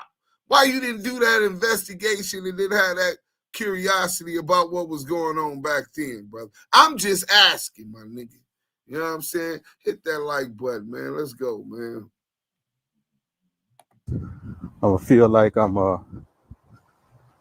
wasting my breath and my time. But until then, yo, man, I want to see my people win. You know what I mean? I want to see y'all win. I want to see y'all break this poverty curse that been having our families in bondage ET in the chat. for decades. Man, Jprince, salute to Jprince. You know, in bondage for decades. I saw my mom, I saw my grandmother, my great, you know, all these people in bondage for decades. And some of you clowns want to add to the pain. It used to be one would say, what's that This got to do with needs the to price be of tea heard, in bro. China? When they Forget wanted what to he's poke talking holes about, in the Wack, just what he's talking about, the vibe, Why not be on the other side? the Yeah, that's why energy. we call that You know what I grown mean? Why folk not be talk, on the y'all. other side? Y'all know my favorite saying, you know, the street guys are some of the wisest individuals I ever met on this earth. But until, you know, they awaken the sleeping giant within themselves and realize that if they put that same energy in corporate America that they put in being a clown, or that they put in darkness, oh man, you talking about some brilliant individuals. All these people, Elon Musk and all these different individuals, man, they ain't got nothing on the real sharp, the sharpest of the street guys. They ain't got nothing on them Talk that shit. because they not where we from. They ain't been in where we been in. They ain't lived in what we lived in. And most of all, they didn't get out of where we got out of successfully.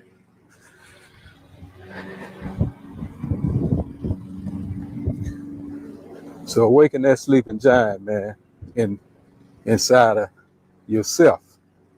You know what I mean? That's my brother there who spoke about that sleeping giant. You know, me and him was kicking it on the intro of the Ghetto Boys when he say they scared of him because he know how to awaken that sleeping giant. And that was a powerful thing that was being said. And that's what we looking forward, you know, to the day in his freedom, so we can awaken the sleeping giant and so many that sleep and that won't listen to those that they don't respect. You know, I look forward to the day of being able to share that journey, share that walk, share that creativity with my brother on how to free a lot of our people out of bondage. And every politician that's for that, we're gonna be with them too. You know what I mean? The real ones that's really for our people, then that's who's gonna get my vote. You know what I mean? The real politicians that's for our people. I don't discriminate. But those that's really for us, that's just not talking about it, but I can see some actions being shown, then you know that's what moved me. See, a pair of lips will say anything. That has been proven every day with these clown ass podcasters. You know what I mean? That's a fact. That a pair of lips will say anything.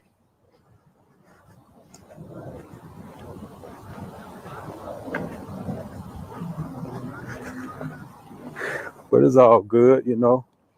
Big wheels keep on rolling. Yeah, big wheels keep on rolling.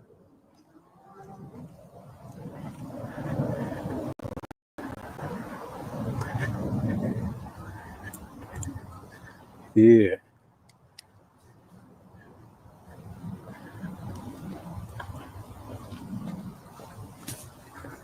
What did I do?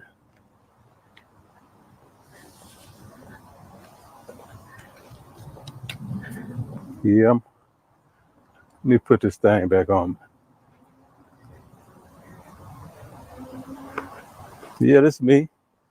Y'all see me live in the living color. Y'all see me walking. Yeah. I can walk in peace. See, I can walk solo. I can walk in peace in hoods, suburbs, on the moon. It don't matter. You know what I mean? When it's real everywhere. And when you understand that you got God's favor, then no weapon formed against you shall prosper. You know, I ask him to make my enemies my footstool all the time. And trust me, a lot of them has been delivered to me. and I dealt with him accordingly. Yo, we in church early, y'all. Use kayak to convey hundreds of travel sites at once? And I think that was I like to do things myself. But the Sammy Bull of hip hop, Sammy the Bull of hip hop. Let's get into this real quick. First, him talking about the energy that people is moving with, and these podcasters incriminating themselves and trying to tear other people down. That like crab in a bucket mentality is really Willie Lynch syndrome, right? That continues to pervade our mind state. You know what I'm saying? Like it's necessary to tear somebody else down for you to get up. If they a rat, if they a piece of shit, they're definitely not for the community. They deserve to be. But just because I don't like, bro, it's a lot of people I don't like. You can swipe left. You could go somewhere else. You know what I'm saying? But as far as how we address other black men, if you see somebody finna crash out, having enough care about a brother to say, hey, bro, you finna go up off that ledge. This is exact word. You finna go up off that ledge, especially at that speed. Slow down, bro. You finna fall. There's a ledge right there that you could fall to your death and crash out. That's how we need to start dealing with those of our community and people that look like us. I let Fam West go. Well, let's Fino go first this time. Let the lady go first. We should have did that the first time. You know what I'm saying? Fino, you got to come off the mic. There you go. I hope you turn down your radio so we don't get no feedback. Well, can you hear me, Deuce? Yeah. I'm going to say again and again and a fucking again. Now, the difference between the Jprince character and the other Stevens character is Prince is a man, or per se to be a man that's been outside, so to speak. You know what I mean? I don't really know this man's history in his state or his town. I just know, he chose the entertainment route. You know what I'm saying? So his dirty laundry really didn't start airing out to us Damus and Kiwes until shit started getting funky, so to speak. Would you not agree? So no, I agree. So what I say about him, not really him, but people that fall into his character, because see, I'm going to stay in the Damu Kiwe character because that's where the fuck I belong, right? And I'm going to speak it and stand on it. And I don't really give a fuck what none of y'all out there in social media land think about it, because I'm not a social media land. We expose and exposer. And if you so happen to get exposed, so be it. Here we go. The Jprince type of people, bro, and I mean this with no disrespect and all respect at the same time, also kind of stand where they have like a fake shield as well, because they have built their foundation in that entertainment bracket. You see what I'm saying? In that entertainment bracket, it kind of like trying to tuck off from where they so-called came from. So when shit get dirty and funky for them, that's when they want to come outside and start stroking the original gangster, so to speak. I'm a hustler, but you know what I'm talking about. They want to say, right. Oh, well, we come from this, and they're doing these old sucker-ass podcasters and sucker-ass this and sucker-ass that. But hold on. You are fueling and have for years, financially, monetarily, in every other way, that industry as well. So choose your fucking lane. If there's a rope, either climb up the motherfucker or choke yourself. And I'm just saying that. That's all I got to say. Well, thank you. Fam West, you want to take off from where she left about Jprince? I mean, shit, I pretty much agree with what she's saying. You know what I'm saying? I can't even add too much to it. She with Jprince, I mean, he an elder in the game, and like she said, he have participated in the fuckery as far as too. You know what I'm saying? So I would think I get the whole thing with Wack, but at the same time, we hear shit about him too. You know what I'm saying? But I don't know. It's just a niggas trying to balance it in a way that, well, you know, you can't really say because this nigga he appear to be this way, but then you know he's still fadangling with the street shit. You know what I'm saying? So you can't really be on no sucker shit or none of that type of shit. You know, even when you're dealing with real niggas, because on the outside, people looking at, oh, you know, Jprince, he that OG. You know what I'm saying? He been putting it down, but then in the same city, it's a lot of on the other side of that. You know, where you know, you hear when your ears to the streets and shit, it's other you know, the negative or whatnot. But I mean, what I see it with him, it is what it is. You know what I'm saying? Niggas is all trying to play it. It's all like a puppet master with everybody and shit. So I mean, no, pretty much that's essentially what it is, right? But hey, we got T Money in there, and he talking about he didn't know. No, you purposely blinded and close your ears and numbing yourself to it because you thought that you was going to get a handout. Well, you didn't have no bail money, and you did bamboozle him up out of that. You know what I'm saying? Instead of getting your own bag and holding him accountable when we were bringing these facts. This is nothing new. Ant Jefe brought this up and said, this is something old that we're just bringing back up. I don't know why it's coming back up, but it is, and it's the content, right? And it's viral right now, right? The validity, now that we have a bigger voice and other people understand how credible our platform is, they run documentaries on it. You know what I'm saying? They highlight the inconsistencies of him lying, saying it was illegal search and seizure. And that's how the case got dismissed. You know what I'm saying? Hey, Fresh, salute to you too. I got word that you was on Wack Head earlier. You know what I'm saying? So yeah, definitely. No, not that T Money. That ain't T Money from Mansfield, bro. This is T Money from Texas, I think, or Tennessee. He from down south. He's not from Cali. And that's goes back to what they was talking about non-affiliates and people not from our cultures who say things and they're thinking which from how they envision it. Without experience, you don't know the practical application and how things even act. So you can say, well, I know I studied on how to build a rocket. I graduated and I know how to build a rocket. But till you go through the whole process, step by step, and gather that experience, and then that rocket takes off without exploding like the Challenger did in 94, you don't really understand the practical application of what it takes to build that thing. I mean, in theory, you understand the parts that's necessary, but actually putting it together. You know what I'm saying? So, you know, some people might take a class on how to braid or eyelash thread like Maria do. You know what I'm saying? But it takes them time before they actually understand the different ways that you got to cut to get the fade, a shadow fade or a taper fade, right?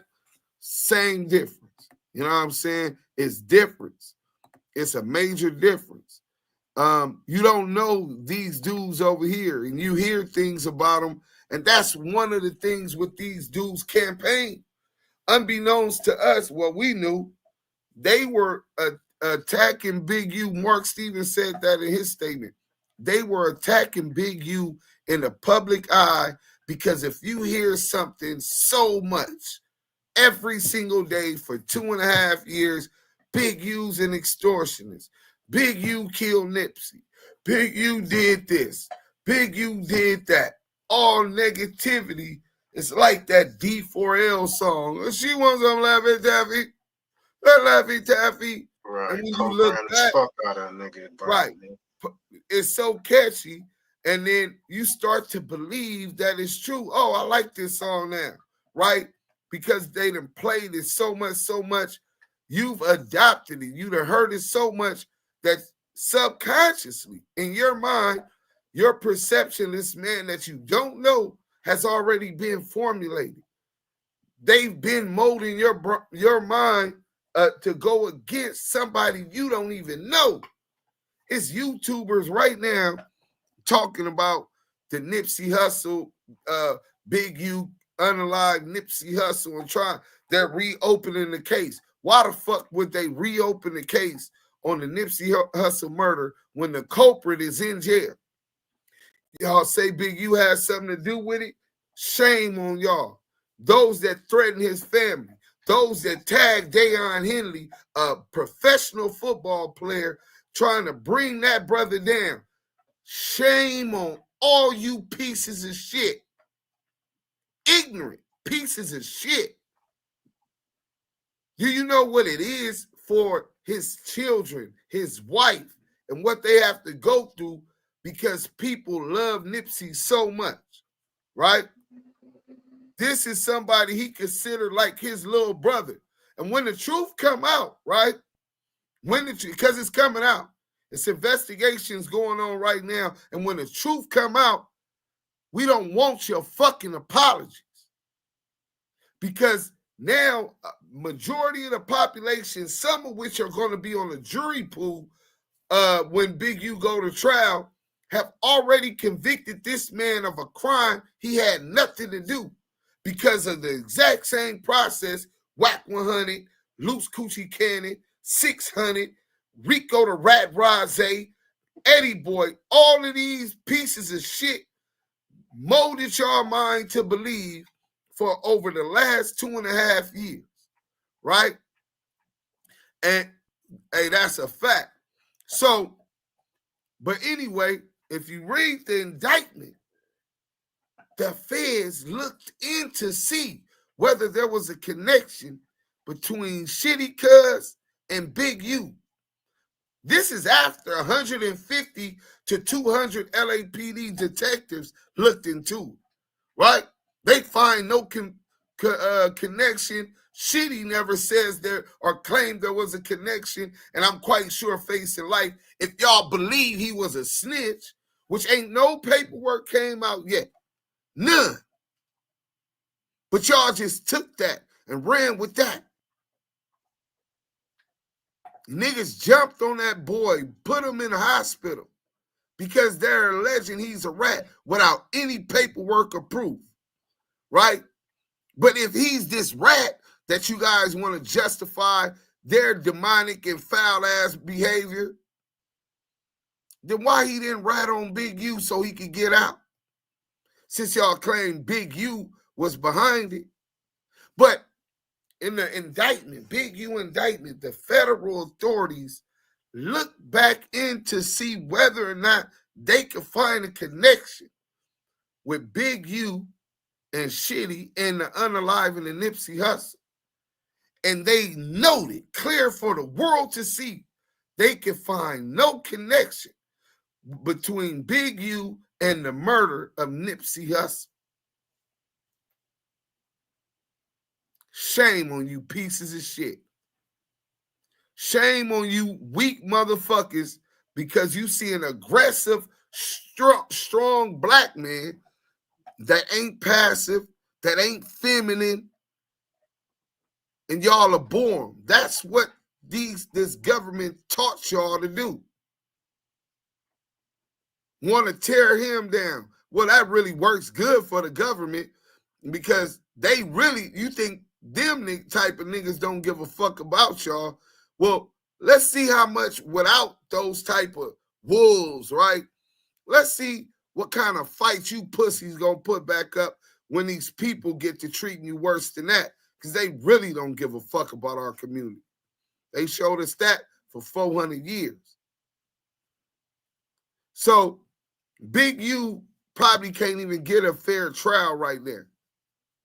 But what we gonna do, all you pieces of shit that continue to slander that man's name, slander his character, which if they came out tomorrow and said, this is what happened, this is how it happened, we got the proof, evidence that somebody else is being arrested for something else, right? And it was all because of this, and lay it out, you guys are going to say, damn, Big U had nothing to do with it. But he already done went to trial and been convicted because somebody on that jury believed he was a killer subconsciously before they even heard the evidence that they're finna be trying him for in federal court, which has nothing to do with Nipsey Hussle. People say, well, jurors are supposed to not prejudice people. Listen, bro, we're all prejudiced. I prejudge and go by only which I've encountered. If every time I turn around the corner going to the garage, a pole comes out and hits me in the head, every time I go up there, I'm going to be flinching and ducking because my experience had taught me to protect myself. This is what I need to do when I get ready to go out that to the garage. It's the same thing. And I'm not saying it's a negative thing or a positive thing. It's survival. It's your natural instincts, right? So even though ideally jurors aren't supposed to prejudice people, they understand that it happens. People prejudice people every day. Oh, them Asians can't drive. Well, because in my experience, every time I see, not every time, a lot of times that I see people that's almost hit me driving, switching it into lanes without turning on their blinker and looking over, and you're in the blind, it's some Asians, right? And people, well, that's wrong. I'm just speaking from my experience. I'm not saying all Asians, but in my experience, this has been a consistent thing, and so I be cautious of that. I don't want to crash the whip, you know what I'm saying? I'm riding dirty without insurance, you know what I'm saying? And I learned this since I was driving G-Rides in 12 and 13. This is what my experience had taught me.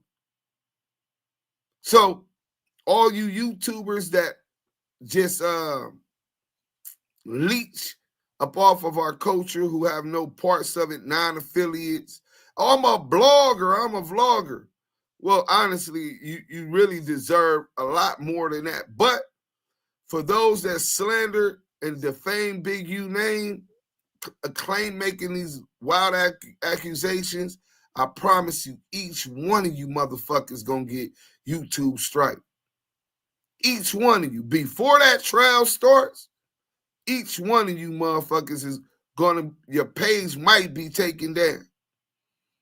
Because what we want to do is to nip in the bud what Adam 22 believes is cool.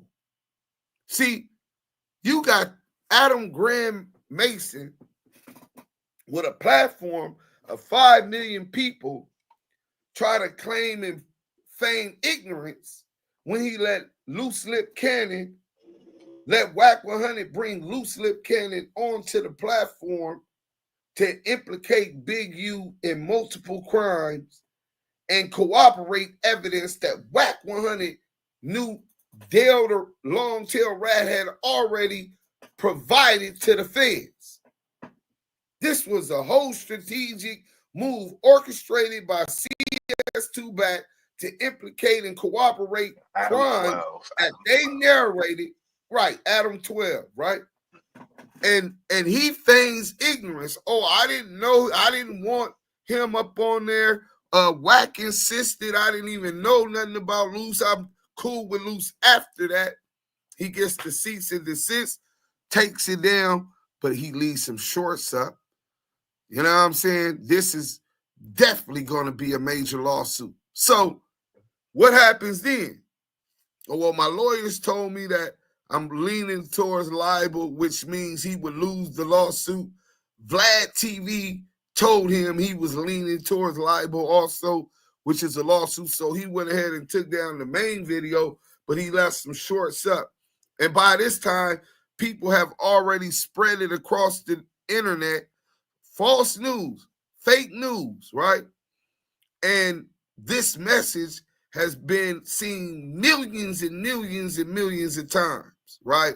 That Big U called Loose Cannon 30 minutes before Nipsey Hussle was unalive, telling them that Nipsey Hussle had been shot and was unalived already. Cap. Street TV Alex Alonso proved exactly how that lie happened. Gigi, who's on Clubhouse right now, Loose Cannon's real wife, was in the bed with him when he found out that Nipsey was dead. She said he didn't even have Nipsey's number. These is facts that's going to come out in a civil trial against Adam 22 and No Jumper. Academics who claims that WACK100 ordered him to interview Loose Coochie Cannon, the Swamp Monster, and the light-skinned nigga, right? The yellow boy, right? Old light bulb, right? Whoever the hell he is, he one of them IEBM niggas, incriminating black men niggas. They whole brand is incriminate black men, nigga. You know what I'm saying? But so you gotta nip that shit in the bud. That's gonna be the first battle to show people they're not gonna continue to be able to slander Big U name in crimes and put this perception of him out here so it could be corroborated and pushed by the federal government through the trial, right? Every single day, Big U this, Big U that, Big U this, from the news, sports channels, to the regular news channels, to the local news channels, to the YouTube pages, and the YouTube community is making money off of clicks and likes of fake news. So they're going to get it. You're going to get it. And if you think you're going to keep making money off of that, don't worry about it. You'll get a demand for payment and be in court also. He up in there. He can file a lawsuit for free in form of pauperous. So it ain't nothing to copy and paste and get the address sent to each one of you niggas. And now let's see how much money you got. Do you got these court fees? And it's going to disincentivize you niggas from running these fake narratives and slandering this man's name publicly, right? You can have your own opinion, but to monetize it and publicly distribute fake news and defame somebody, that's coming to an end. Believe that. The team ain't going for it, and we going to make sure Big U get an opportunity in the future. The second thing, anybody want to say something before we get into this Al Prophet video we did? Nah, we good, man. I'm trying to get over this cold, but I'm still here, hanging on, man. Keep it going. Yeah. Nah, we good. Damu Kiwe I'm trying to get over this cold. Conversations. I do want to say one more thing, dudes. Mm-hmm. Here's the thing. It's funny how I like how El Jefe, if I'm saying it right, you know, this is Ant Jefe. Okay, Ant Jefe. Don't care nothing about what the check say, whatever. Here's the thing. I like how he say you got rats trying to expose other rats, right? But I also seem to notice that there's a barrage of supposedly heterosexual men that's always pointing the finger at somebody else being a butt wrangler, you know what I'm saying, so to speak. And the way they say it, they don't say it like the Damus and the Kiwes that really, you know, I'm a Dakiana because I can say whatever about my community, LGBT, LGBTQ, LSP. But right. My Damu Kiwe partners, when y'all speak on it, y'all speak very respectful and clowning with it, like, you know, whatever. But when these other folks are trying to point fingers, to me, it seems a little bit more like they got more insider information, so to speak. As if, you know, maybe they might have been in rooms involved in things that they shouldn't have been in. Like, they for sure know that people are certain ways. And I think that that's kind of peculiar that, you know, they always seem to want to go there and say this and say that. You know, speak about yourself, sir. Leave that alone. Because we talking about street politics, not bedroom antics. You know, we do clown the 3-finger whack and all that old shit and Lucy Coochie Boo Bows because it's booty, all that old stuff. But listen, you talking about other stuff, sir. Stick to the politics and leave people's, bedroom antics where they at. Unless you're going to expose your own, sir, ma'am, sir, or whatever. And I'm going to leave it at that. Right. We got this content, man, interview with Al Prophet.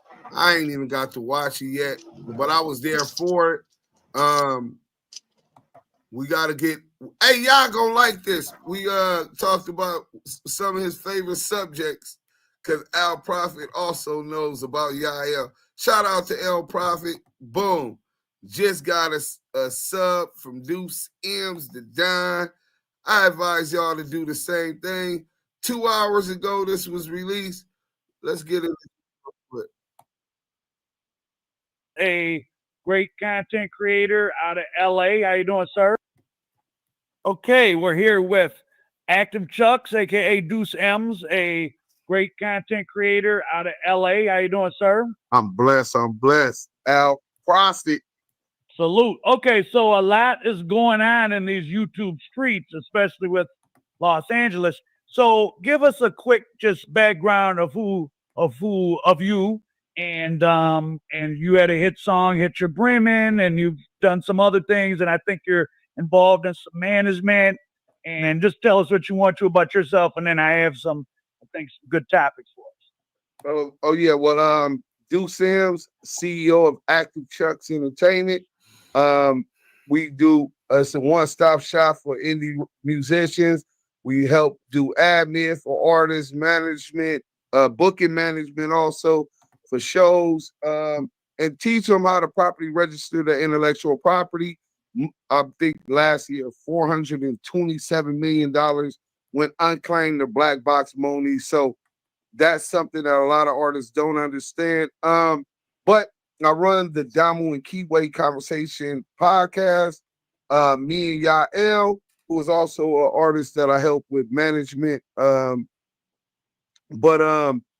as far as that, we've been running the YouTube streets up, man. We've been running them up lately.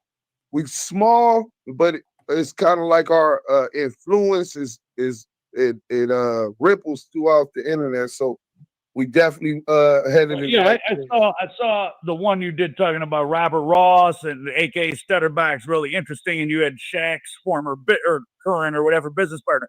But before we get into that, Yael is one of the most interesting. This went past a lot of people's heads, but okay, when it came out, okay, he got jumped or whatever, and then so he did a thing, and I don't know if I heard it on YouTube or Club. Well, I must have heard it on YouTube because I don't go on Clubhouse. But he said something that blew my mind, but it didn't really, because I know how fucked up and inappropriate the music industry is. So the best kind of publicity is what? Free publicity. That's why they love gangster rap or drill or street rap, whatever. Because unfortunately, in some of these neighborhoods, black guys are killing each other and going to jail. Well, that's free public. A gang member might give you some free publicity. That's why I went straight out of Compton, came out in 1986 and went gold, or 88 or whatever, and went gold. And they were like, oh, we didn't have to pay the radio. We didn't have no promo. This shit promotes itself. That's why that kind of music, they didn't create it to be evil, but when it came out, they were like, oh, this sells itself.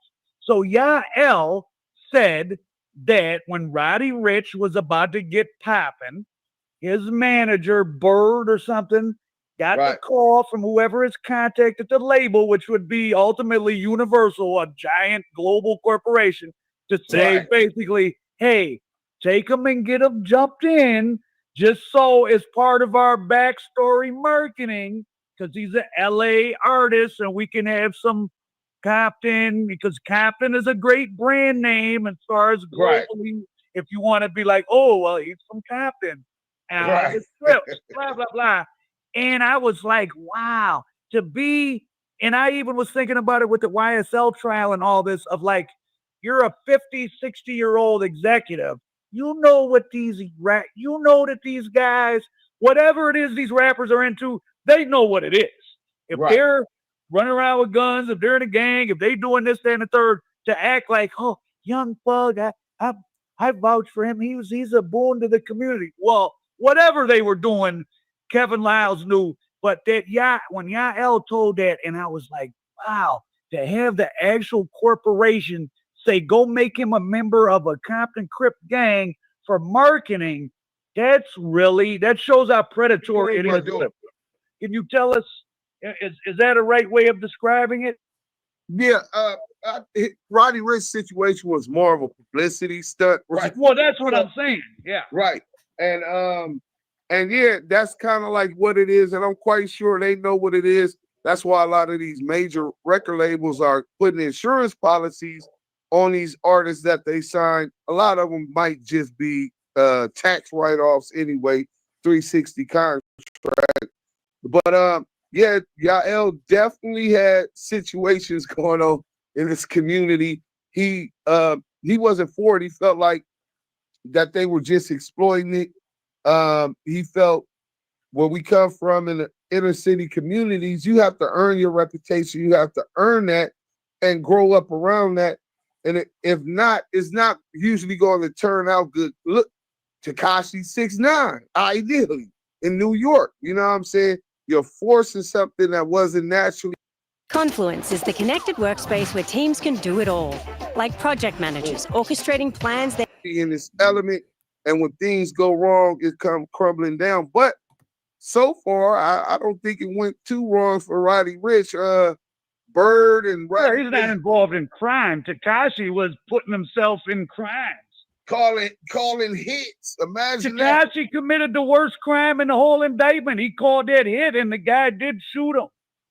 Or shot at him, or did he actually? No, he got shot. He didn't die, but he caught a bullet. Oh yeah. But he said, "I got 30 on so and so's head," and the guy got shot. Yeah, that's crazy. And then he goes to Red. But in that case, what would you expect? First and foremost, that's an out of control situation. If in the situation with Roddy Ricch, if that was agreed upon that we're running a publicity stunt, in my situation, I would be trying to keep him away from the crime, those that are doing drills and all of that.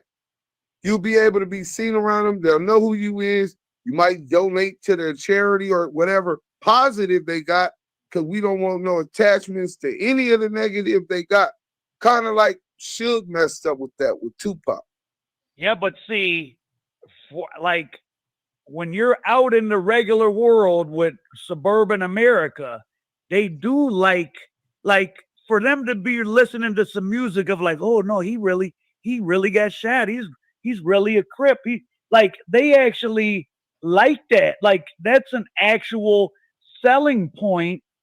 And also with just some people in general, like as we know, you get shot, the game, 50 Cent, their whole career launched was marketed and branded. So I'm not saying they're only popular because they got shot and they were smart to take advantage of it. But like that was their like, oh, I got shot and I survived. Tupac. Like that's part of their. So when you're hearing them rap about, oh, I'm from the street and this and that, and you know, oh, they really took some bullets, that equals extra record sales. These guys get King Von. Part of the reason some people like King Von, like, oh no, he's a real killer. It's pretty sick place our society is in that you like someone's music, not despite that, oh, he's from a bad neighborhood and maybe he killed somebody. No, I like him more because he killed people. Well, it goes to authenticity. In marketing 101, they taught me different ways to brand yourself. And one of the ways is authenticity. So if they're able to package this up as if it's authentic, a kid in Ione, Iowa isn't going to know the difference in somebody when he sees them on a video shoot around real life Compton Parus or Compton Crips, right? And they're, oh, he's really from there. I want to hear this stuff he's talking about. It lends credence to it to make the experience and attachment to that feel real, right? So absolutely, this kid might not never have the courage or even want to actually go to Compton, but he could experience an attachment through the music to this artist because of that. You know what I'm saying? So yeah, I definitely get what you're saying. And you're old enough, I mean, to have witnessed like the way that specifically for whatever reason, because of Lil Wayne or something, that the Bloods specifically, or the idea of the Bloods, I should say, getting slapped onto rappers to like boost, because I mean, realistically, up through the 80s into the 90s, there was not that many Bloods and a lot of Crips. And it was hard being a Blood. And somehow in the music industry, it like flipped the whole thing. And you got these Bloods all over the country, and every other rapper is a Blood. And it's almost like built in to their marketing. It's pretty crazy if you think about it. Like, imagine a 180. Yeah, imagine if all the white rock and roll people were either Gambinos or Genovese. You know, realistically, the mafia has been running. They were running all those rock music labels. No, even more so in gangs run the rap labels. Am I on stage? Do it. They never broadcast. Well, because a lot of them funneling their money through it. Same way. Well, I guess you're right. It's pretty congruent with what hip hop.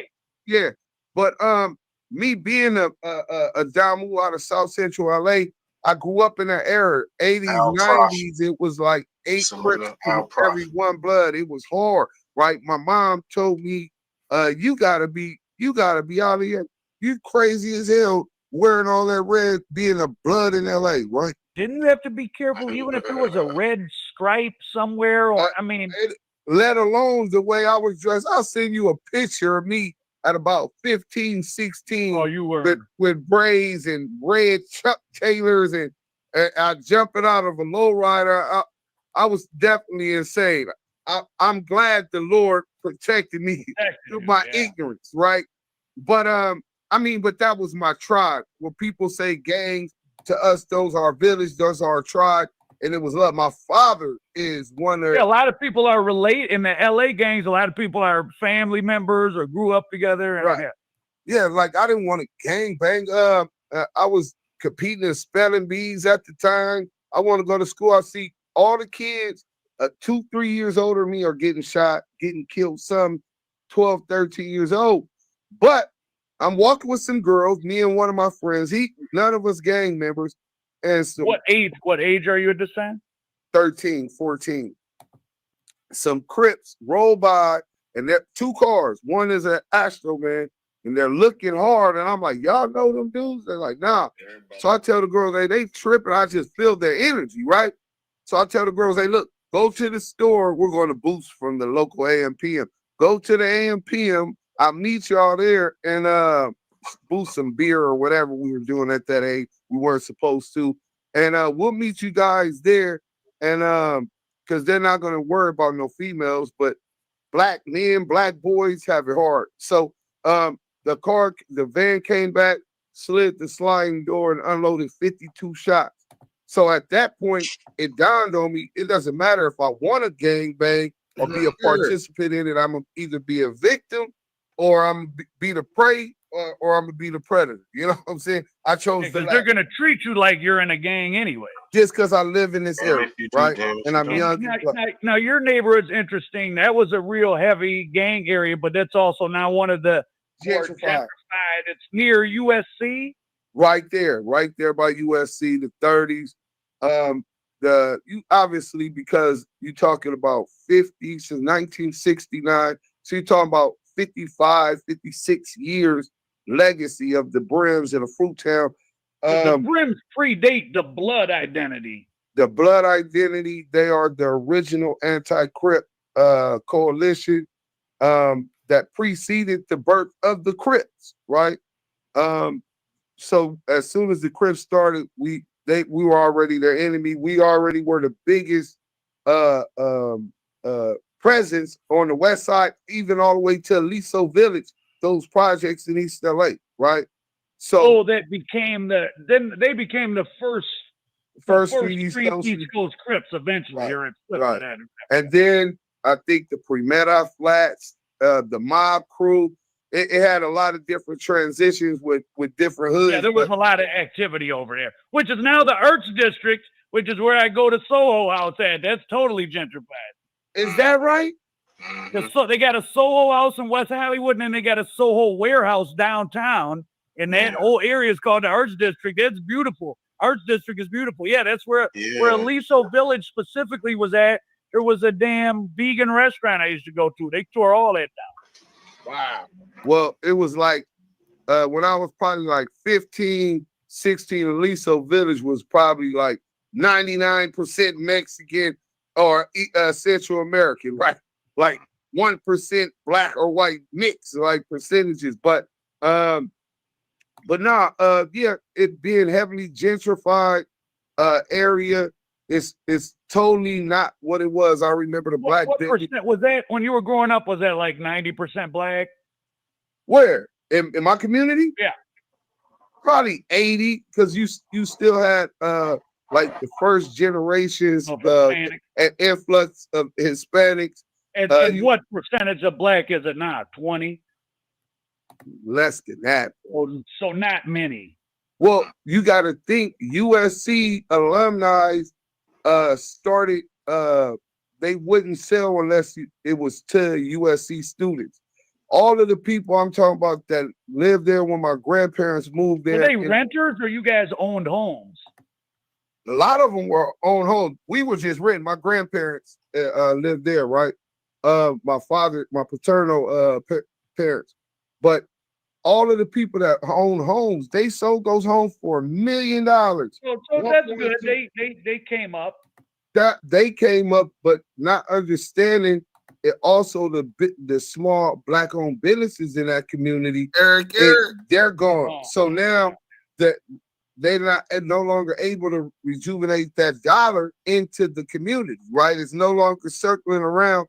So most people probably think left the state. They probably moved out.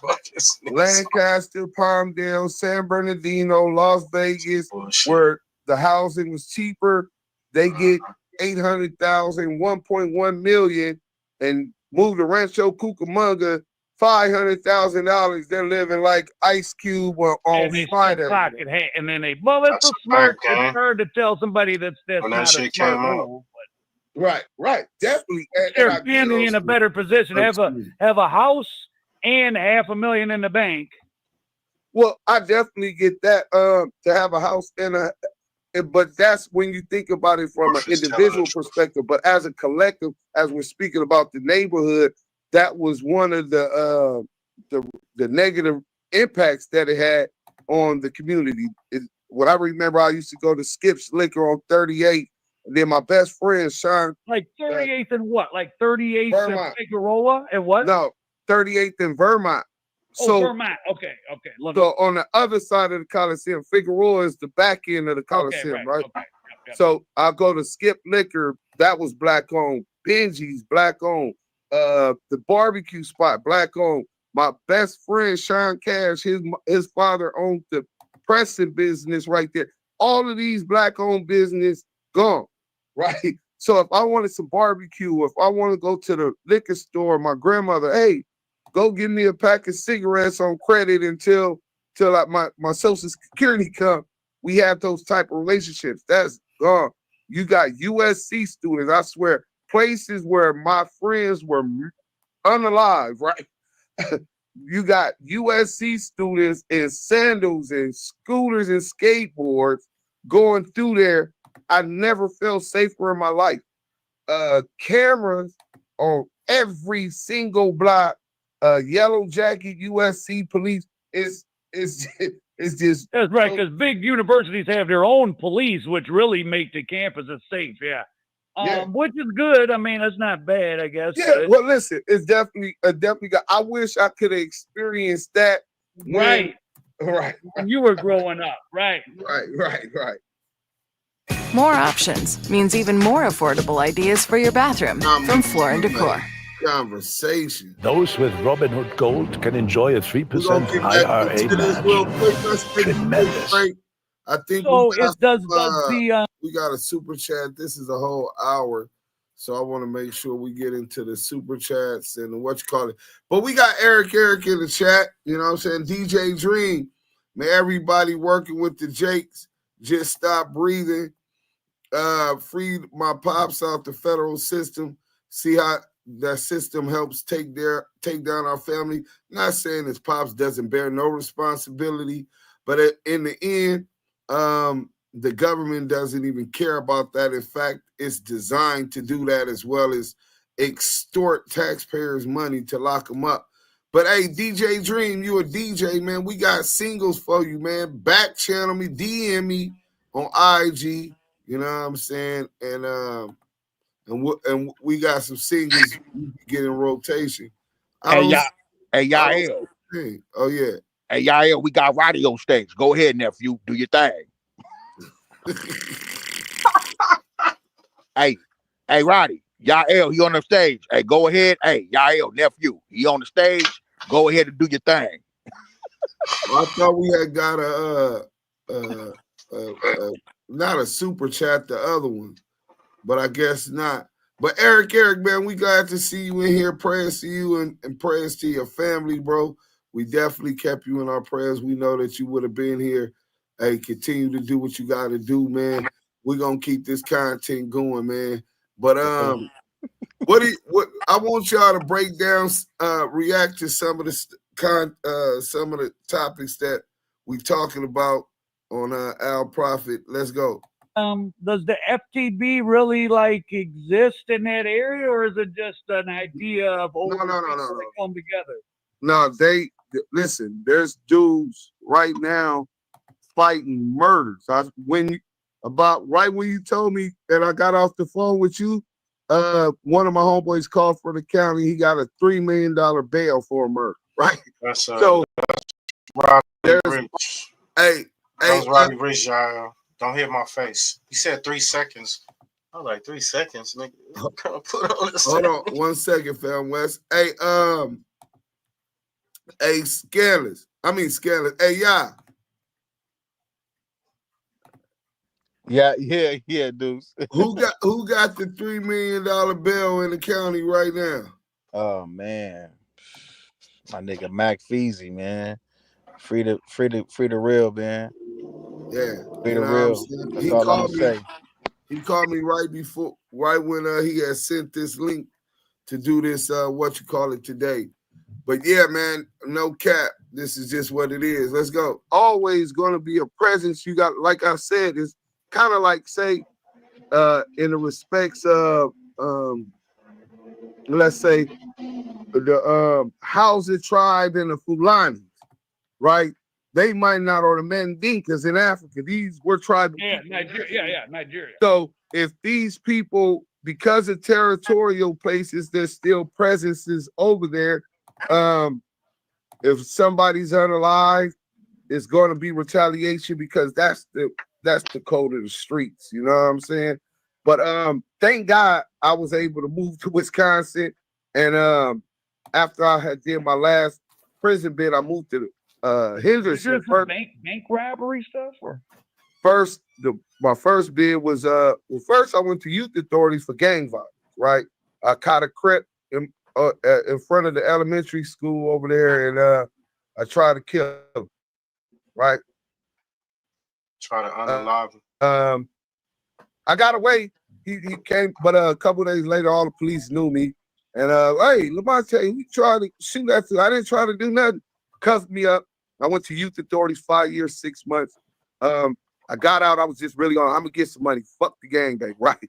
I don't care about the gangbang. I want to get some money. And I started robbing credit unions.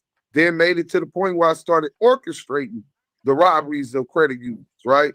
And I ended up getting told on. That's what happens with that life. I go to federal prison at 22, 23. 23 years old. Yeah, I was young. Kind of sophisticated criminal, which is not a good thing, right? I mean, for the time being, to survive. Sounds good until you're in front of that judge. Yeah, right. They were trying to give me 23 years. I went to trial against the feds. Blue trial, but thank God I ended up getting 120 months, right? 10 years. 10 years even. Then, first initially they gave me 135 months, and then I appealed because I went to trial, and under the Emmeline Fam Booker, I got back in the court, got resentenced, and got the 120 months. I did that in pro se, so I started getting into a little bit of understanding the law. They told me when I got to the feds, if you got to do Fed time, you want to hang out in the law library, right? Like, you don't want to be the dude hanging on the block like you did when you was on the street. Go learn Get in yourself. more trouble in the feds, right? Right. Go hang in the law library where these guys who understand the law also understand the gray areas between the law. They understand the UCC and how business is conducted. So I went there to thank God I was blessed to learn through some of the greatest scammers in the history, right? I'm talking about the ones that they ended up getting 5 years prison sentence, but the 60, 70 million was never found or taken, you know? So I'll do 5 for 60. Hey, it's too many other ways to get it there, right? But back then I was like, yes, definitely beats bank robberies, right? So crimeless, victimless crimes. But yeah, so I did 10 years too. United States Penitentiary, hard politics. I started at USP Line Pop.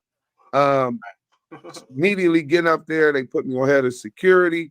Then they moved me. Mind you, I had a reputation, right? All the way back from being a kid within the blood, what you call it. So I get security there. They send me to open up United States Penitentiary Victorville. Ended up there. AKA Victimville. Yeah, AKA Victimville. It was crazy. I'm talking about the first bus to open the place up. I was on that bus coming from Lompoc. They were turning that to a medium because they opened that. And it was when we get there, they put us in the hole because the barbed wire wasn't even all the way completed around the thing. So we get out the next day. They completed it that night. The next day we go out there. The next day, some Native Americans ended up jumping on a CO, right?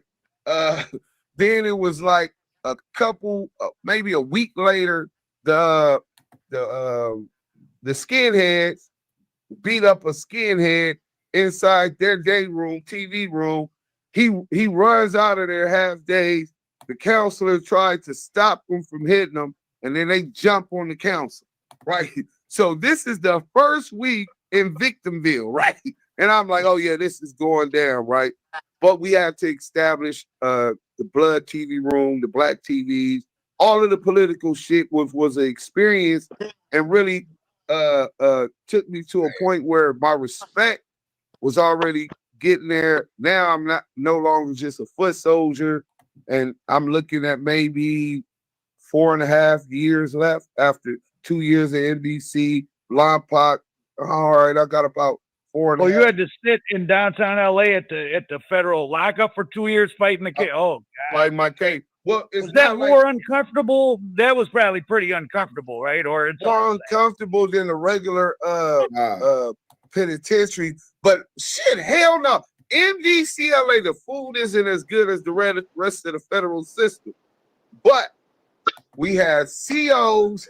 Listen, I can tell you stories. Oh, you had COs that were from LA and all that. So well, one of them ended up getting walked off. She was fucking a Crip dude that we were with. So shout out to my boy Louis Ziskin. Shout out to my boy Tamer Ibrahim, the X-Kings. Google them, right? Biggest ecstasy case in U.S. history. So we enjoyed our time. We stayed high off the weed while we were fighting against the. Well, you could get visits. So probably being in LA had its perks. Yeah. It had its perks, but you're still away from your family. You still can't have sex with your woman. And you only got 300 phone minutes a month, right? So I'm live. Yeah. Well, you can use it as often as you want, as long as you sign up. So I'm just saying, averaged out. Yeah, you use an hour one day, you ain't got much left. Right. And that's what happened with Big U since he just got his indictment, right? He ran through his music quick. His minutes were gone quick. Oh, what? You know that?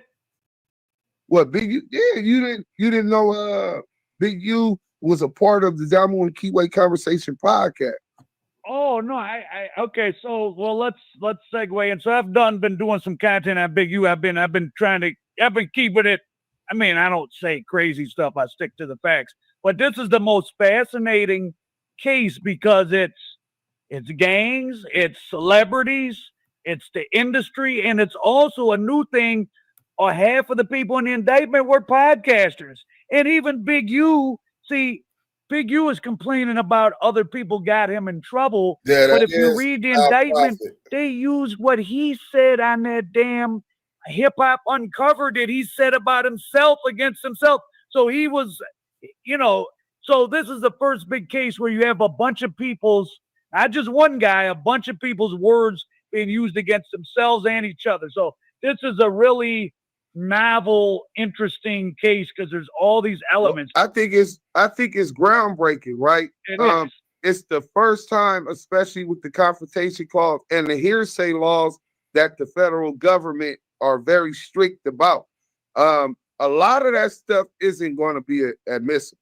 There's going to be stuff people said about themselves will be.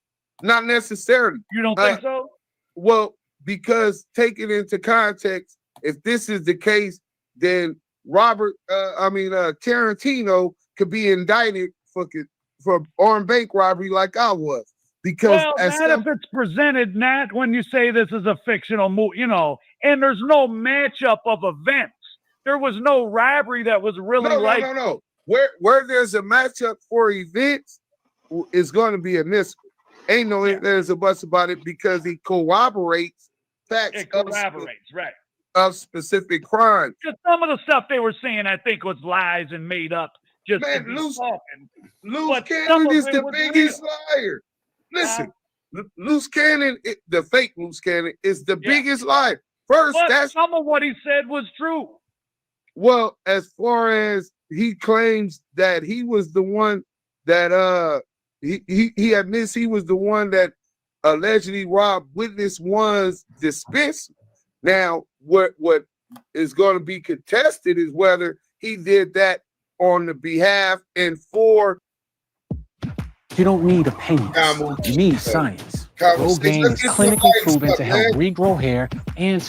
Y'all see me popping you on behalf of his own interest, or was it WACK100'?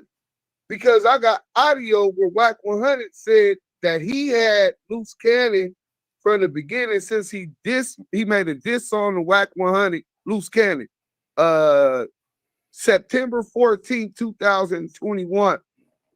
WACK100' said when he made that diss song, he told him to do that to dupe Big U into believing that he was against him. You understand what I'm saying? So now, if two rival factions and you got this one informant, who's not even a confidential, he's doing it in front of everybody. Hey, Al Prophet was the one that jumped over the counter in the bank. I know because I was the one that was holding the security guard. I placed myself at the thing and I implicate you. So now, am I implicating you because you're my rival on behalf of myself, or implicating you on behalf of Cash Miguel Roy Jones, WACK100'? So it's a whole lot of mudslinging. It's a whole lot of different entanglements. So you and Big U were doing a lot of content together. Well, Big U's not an internet personality. So but you did a few things together. Yeah, I got about maybe 4 different interviews with him. We were the only place you were gonna get it after. Oh, and the documentary exposing WACK100'S as CS2 back on the whole Liddell Ross, Robert Ross. So the whole because I read that in Greg Kading's book years ago, and Greg Kading himself is not a very believable, Oh my God. Greg, I couldn't believe Greg Kading got that Mexican guy Torres got convicted, and then Mexican George. Case, Kading was the type of guy that would be like, "Oh, hey, Deucems, say this in court, and I'll get your brother out of prison." Like, just totally inappropriate. But not just Greg Kading, also Darren Dupree, who was on the Joint Task Force with the Tupac and Biggie murder investigation. Those are the ones who were obviously coercing Keefe D, who they caught with sherm, cocaine, got leverage on his family. He was a major drug trafficker. Right. So they're telling him, hey, look, tell me you killed Deuce M's, and I'll give you immunity on all of the drugs and the murder. So do you think they were trying to do that just to close the case, to make themselves seem like a hero and write a book? That's exactly what I believe, right? So do you think Keefe D might actually be not guilty? I think Keefe D, I'm like 50-50. I don't believe there's enough evidence to convict Keefe D of the murder. I don't believe there's enough evidence if you believe the other theory, which includes the crooked police officers, Reggie Wright Jr., right? Reggie Wright Jr. Mind you, Tupac had definitely fired him, sent the facts, had the facts sent to Reggie to Right Way Security. His employees admit that they received it. He denies he ever received it. He's on there saying, well, if he fired me, fuck him, and I don't give a fuck, and all of this shit about Tupac, right? And you got to think about it like this. There was a play on that musical catalog, which is so commonplace in the music industry, and we can start from Prince, Michael Jackson, the equity within these huge music catalog, tax deductible music, $500 million. The Beatle catalog was what, $1.2 billion. Like, people have they're selling Justin Bieber, and people are getting $300-400 million now. So that would mean the Beatles is worth a hell of a lot more than that. That's right. Right. So you got Tupac Shakur, right? The album goes down, and then he comes back with the Machiavelli, and that goes down. You're talking about maybe $400-500 million worth of equity within this, what you call it. Hey, wait. Hey, Matrix Morpheus says Al Prophet did a video on the riot at USP Florence. Deuce, you was in that riot, right? Yeah, he didn't tell me. I'm sleeping. Bro, we line it up. I got another interview with Al Prophet this weekend. Me and Yael will be on there. He didn't tell me, or I didn't know nothing about that. Hell yeah, I was front line in that riot.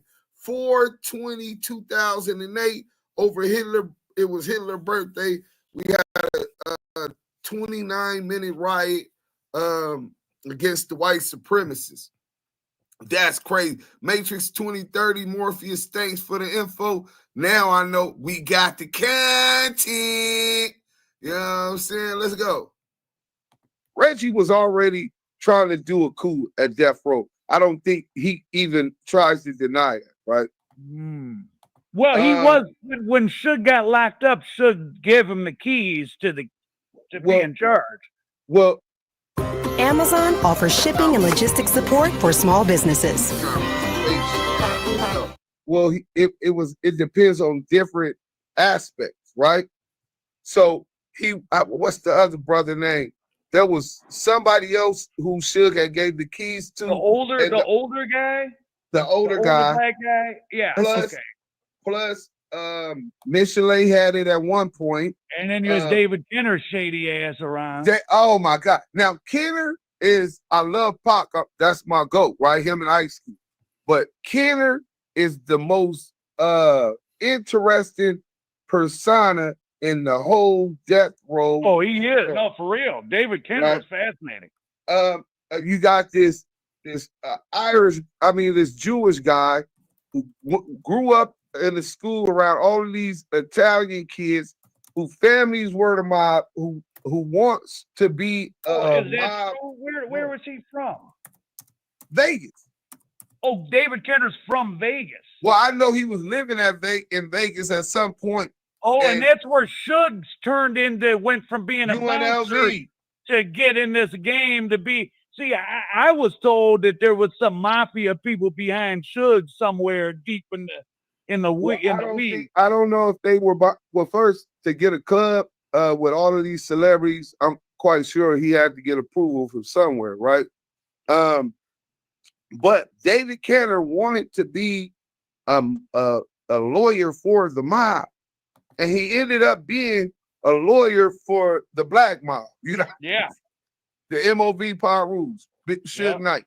But back to the theories with Keefe D. I believe that there's too many reasonable doubts on what actually occurred. Obviously, he made these incriminating statements, but if put out that damn graphic novel, that's unbelievable. Listen, I'm trying to sell books. You want me to put some the cat in the hat? Nobody's gonna buy that shit. Just like you said, that they want to hear about violence, they want to hear about sex. This is what sells. So now back to the Big U case. How much of this is that fluff? Because it doesn't matter in court if you're guilty or not. What it boils down to is who's going to tell the most believable story to the jurors, right? That's right. And that's what it's going to be. A lot of it is going to be fluff, right? This murder that they're talking about, which is so crazy. I don't even know if they're going to try him on that murder. Think about this. WACK100'S, 600, and other. Now you're talking about Big U. Big U case. About the Rayshawn what? Yeah. Right. They have it mentioned, but he's not really charged with it. Yeah. No, right. But they're mentioning it, which is so prejudicial if you haven't charged it. But you know, I don't have to tell you, they do that in those federal cases where they allege crimes that they don't charge you with, but they mention them, which is weird. Overt, that it has to be an overt act, right? Yeah.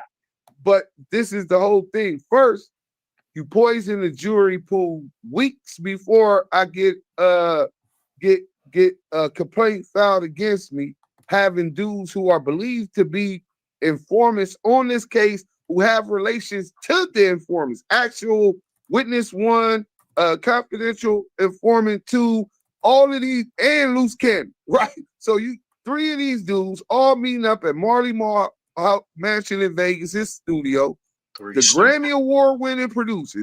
They all. He's one of the guys getting extorted, though. He served that federal time. He claims that, right? But mind you, he's claiming that after he get caught pimping with these exotic animals.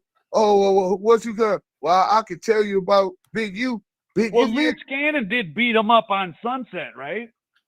Right, but you understand that's the reason why Big U wanted to beat Loose Cannon's ass, right?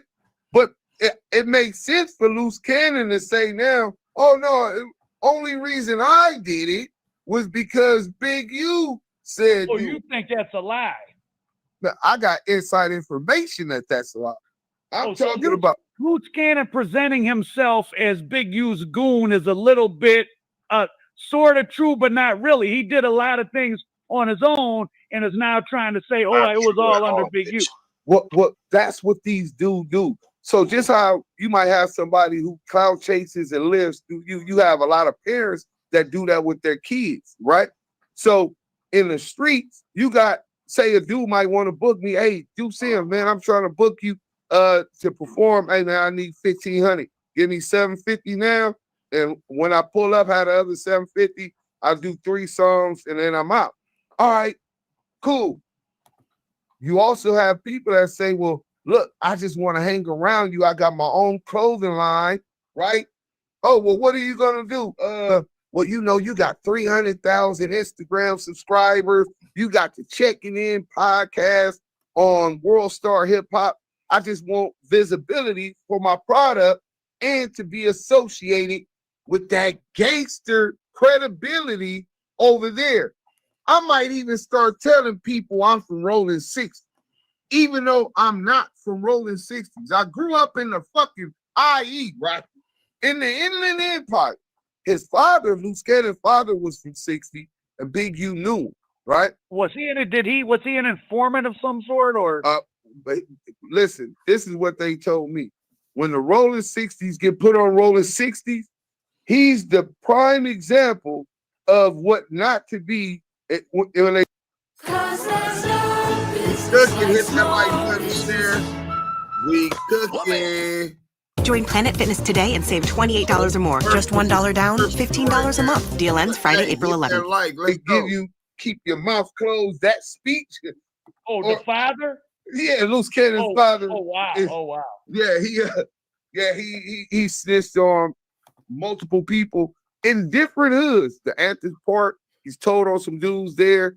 The Hoovers, he told on some dudes there. Now, mind you, he's just like Loose Cannon. He's a loose cannon, and he's doing all kind of crazy stuff. Is he alive? Is he around? He's in the penitentiary. He's doing a life sentence. There's some theories, because at first, this is how I told you I had inside information. So Yael had met after the Roddy Ricch stuff on Clubhouse. Yael had met Loose Cannon out just on the scene of Hollywood studios, and he ends up meeting Loose Cannon, and Loose Cannon's talk about straight liar. I got a tour coming up, opening up for Lil Durk. I want you to open up. He's acting like he wanted to do this, right? So I'm telling Yael, like, bro, if he could do that, give me the tour dates, right? Give me the tour dates. We're going to start promoting. I got a promotional team. We're going to start promoting, get Trap LA to promote the events, all of this stuff. So he's like, man, this dude still ain't sending me the dates. This dude is blowing smoke on my ass. Hey, ask Big U, what's up with Loose Cannon? So I said, all right, I'm going to stop right there because Yael could tell y'all and build upon right there when he told me to ask Big U about Loose Cannon, and he said, oh, he hiding out in Vegas. He did some shit he wasn't supposed to do and ran off with some money. This is when this nigga lied, telling the nigga Yael about opening up for Lil Durk. I let Yael tell that story. And then we had to try to run a make on the nigga. Remember anything about that, Yael? Please tell us. Oh my gosh, man. So around the time where the whole Roddy Ricch shit happened, this dude hits me up out of nowhere. Mind you, I never met him until he hits me up and say, excuse me, hey, yeah, bro, I like your music. He mentioned Scandalous. He like, bro, that's a hit record. I write hit records. I wrote for 50 Cent. I wrote for dudes in the industry. We need to work. I'm like, okay, that's what I'm on here for. Building up and shit. I finally we exchanged numbers. We started networking. But then he started saying how like he been writing for niggas in the industry and he can get connections. Something told me to ask him, like, hey, bro, I don't fuck with snitches, bro. And I don't fuck with niggas who co-sign snitches and none of that. Are you a snitch? I asked him this. He say, nah, man, I ain't no snitch. I say, okay, if you ain't a snitch, do you fuck with WACK100'S? He like, hell no. I don't like Wack. I got a diss record on him. Woo, he showed me. I'm like, okay, I'm going to build with the nigga and see if he cool, Day by day. It was always something new. He tell me he know Don Toliver. So he hit me with the, hey, Don Toliver wants your number. He sent me a phone number. Mind you, he's texting himself. This nigga's texting himself to text Sounds me. Familiar. Yeah. He's texting himself to text me like he's Don Toliver. Or he might have had one of them IBM incriminating black men doing it. Who knows? But long story short, right. Long story short, this nigga over here modeling. He over here modeling, acting like he somebody he ain't. So after all of that, he then says, okay, y'all, we need to have a team meeting. Yael's the new person. We trying to bring him in. We finna do Lil Durk tour and open with Drake. I know the OVO assistant. I know this person. He 42 faking me the whole time. I don't know why, but I end up finding out why later. Long story short, I guess something happened at the Lil Durk concert. He used that as a reason why we couldn't do the concert, because they reached out to him and said it was too deadly, and the concert was shut down. Then he said Drake assistant didn't book everything correctly, so we couldn't use OVO, and Drake wasn't responding because Drake and Luce had an issue because of some writing and over a female. This is all the narratives he pushing to me. So the final straw was when I tell him, I say, look, I called Deuce, I say, look, bro, this nigga, I don't know what this nigga on. He ain't giving me the dates. He ain't this. We running make on the nigga again. He ain't coming back to say who he ain't. Basically, ain't coming back to say who he really is. Nigga, he hit me up. I'm telling this nigga, like, I'm going through financial situations. I'm like, look, bro, I'm finna back up. I can't do this. I need to focus on my finances. He like, nah, bro, I got you. We gonna do this TV show. And we all gonna get paid $250,000. I know you need money. We gonna do this, do that. I'm like, all right, for sure. Man, he started. Wait, cause you telling him, look, nigga, I got bills, I got shit I gotta take care of, nigga, and you playing, nigga. Yep. My time is money. And he like, no, I'm not on no funny shit. I got you, bro. We finna work. We finna do this. We go do a little event. We did some shooting, and then he calls me about the whole situation with the rat shit, the federal shit. I don't remember that part. Can you refresh our memory? Because I know they don't know. So let's really dig into that as it's relevant to the charges Big U got right now. So basically, he called some nigga on the phone. I guess it's suspected 60. I don't know who this dude is. They having a conversation. He say, yeah, yo, listen to this. And I'm listening. He like, he talking to the dude. He like, yeah, because, you know, them niggas is snitches. But he not saying Big U is. He just saying niggas is snitches and stuff. And I'm like, who the fuck is he talking about? He like, cause yeah, it's an indictment coming on 54 60s. And I'm like, what? An indictment coming? And the dude replying like, yeah, Luz, cause you move different. And you know, we've been fucking around getting money for a long time. And you already know the deal. The money different. And Luz Cannon like, cause the money different. I got a deal. Like, he like on 6-0, I got a DEA lawyer. And I'm like, a DEA lawyer? I'm like, is this nigga really saying this shit? He like, I got a DEA lawyer. They telling me everything. And I'm like, nah. You didn't notice he was trolling you right there? You didn't notice the troll right there? Just him saying that? Bro, I didn't listen. I ain't never been to the feds. I don't know nothing about no DEA lawyers. I don't know nothing, bro. I don't know nothing. I'm trying to figure this shit out. I'm taking face value to hear what he's saying to make it make sense. So I called Deuce because I'm like, Deuce been to the feds. Let me talk to him about it. He like, I say, Deuce, this nigga said he got a DEA lawyer and they telling him it's a federal RICO coming in on the 60s. Deuce like, man, the only way you gonna know a RICO coming is you working or you in on the case. Like, you nigga, you working. Working. That's crazy. All that shit. I ended up getting into it with one of his homeboys trying to stage a fight on the bunk TV show, the fake TV show he was running. We squabbling up twice. Mind you, we squabbled up twice, bro. Squabble this nigga up. These niggas try to get on me. I get on. And then that's when Wack like, yeah, we got y'all L. He didn't tell us he was doing the TV show. Mind you, when everything cracked off, I called Deuce Sims. This is my brother. I'm gonna let him know everything that's going on because I'm rocking with him. This is the night it just happened, and he telling me what happened. They want to run fake fights. He told them he don't do fake fights. What the hell? And he and this and that. So the dude kept playing with him. He gets off on the nigga, right? Yael gets off on Glitter. It was Glitter, right?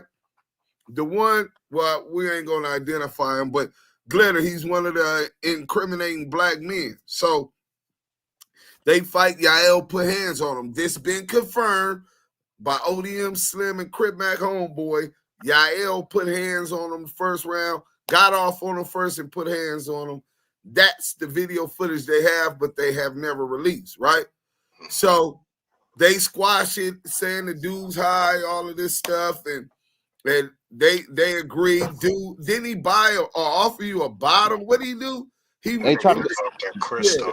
They went to go get some Hennessy, but it was all to regroup to try to, squabble me up again, which we end up squabbling again. You feel me? Right. This time, and that's when he bopped you and then sat you in your back pockets and stomped you out. Nah, he ain't bopped me all that. He ain't do all that. But if you let them weirdos tell you, they like, he whooped Yael took off again. This is the footage that they did utilize without authorization to utilize his likeness for profit, right? Yael gets off on the nigga again, right? It's some wrestling, tussling, all of that type of shit. He end up on top of Yael, and he hit Yael a couple times, but the other ones was all misses and all of that shit. But he headbutted Yael. Hell yeah, nigga headbutted the shit out of me.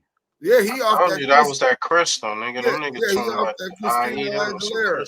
They was on that crystal. Hell no. I ain't gonna hold you. That nigga, I'm like, man, this nigga he came with a different strength. That nigga was on that Bristol. Yeah, he off that Bristol. So after that happened, Yael makes it to his car. He just like, man, just get me to my car. So Yael called me and he like, man, these niggas is weird. I'm like, who? The nigga Loose Cannon. And he telling me, and I said, man, nigga, them niggas lying you up. Nigga, this a play. He like, you think I should get cracking? I said, nigga, didn't you just tell me they was recording a reality show? He like, yeah. I said, nigga, let a fight another day. Fuck them niggas. Nigga, get up out of there, bro. You know what I'm saying? And he got up out of there. I'm talking about he's sitting in his car contemplating going to jail, right? That's all we gonna say. Right? Okay. I was like, wait a minute, that ain't right. Compton, nigga. What's up? Right. So, and I tell him, hell no, nigga. You said they recording in there. He said, yes, a fake ass reality show, some shit. I said, man, if they doing that, nigga, leave that alone, nigga. Get the fuck out. Nigga, see that nigga in traffic somewhere else and address that, bro. Go, right? And then first thing on my mind, I said, bro, that was a WACK100 move. Like, well, I said, bro, that's the kind of coward shit he do. He'll line your ass up. He ain't finna fight you. He gonna get some niggas to cut up under you as if it's business or something and get you somewhere and line you up. So real quick, I think we got another video. We could get back to this Al Prophet video because I think we got another video. I'm telling y'all, we are the kings of content on the internet right now. The Damu and Kiwe Conversations. We going live with Street TV, and as he premieres the fake Loose Cannon, then we gonna have Lady Fino speak up on some shit. Yael just gave y'all the exclusive. You know what I'm saying, nigga? And what's crazy, if this is what we know about his lying ass, and wait when y'all hear what Fino talking about, what you think the court's gonna be able to deduct? Damn, he sent me the link. Hey, Deuce. Yeah. Can you hear me? Yeah, we can hear you. All right, listen. I know you was gonna probably ask us our thoughts, but just in case you didn't, one thing about our platform and your platform, the Damu Kiwe Conversations, is we simply, we give you guys a shot or whatever, and then we expose the exposer. Mr. Kenneth Bradley. Hold on, Fino. We'll get right to it. Let's get to this real quick because it's live streaming. I'm gonna send you some, dudes. Check it out on Mr. Prophet. All right.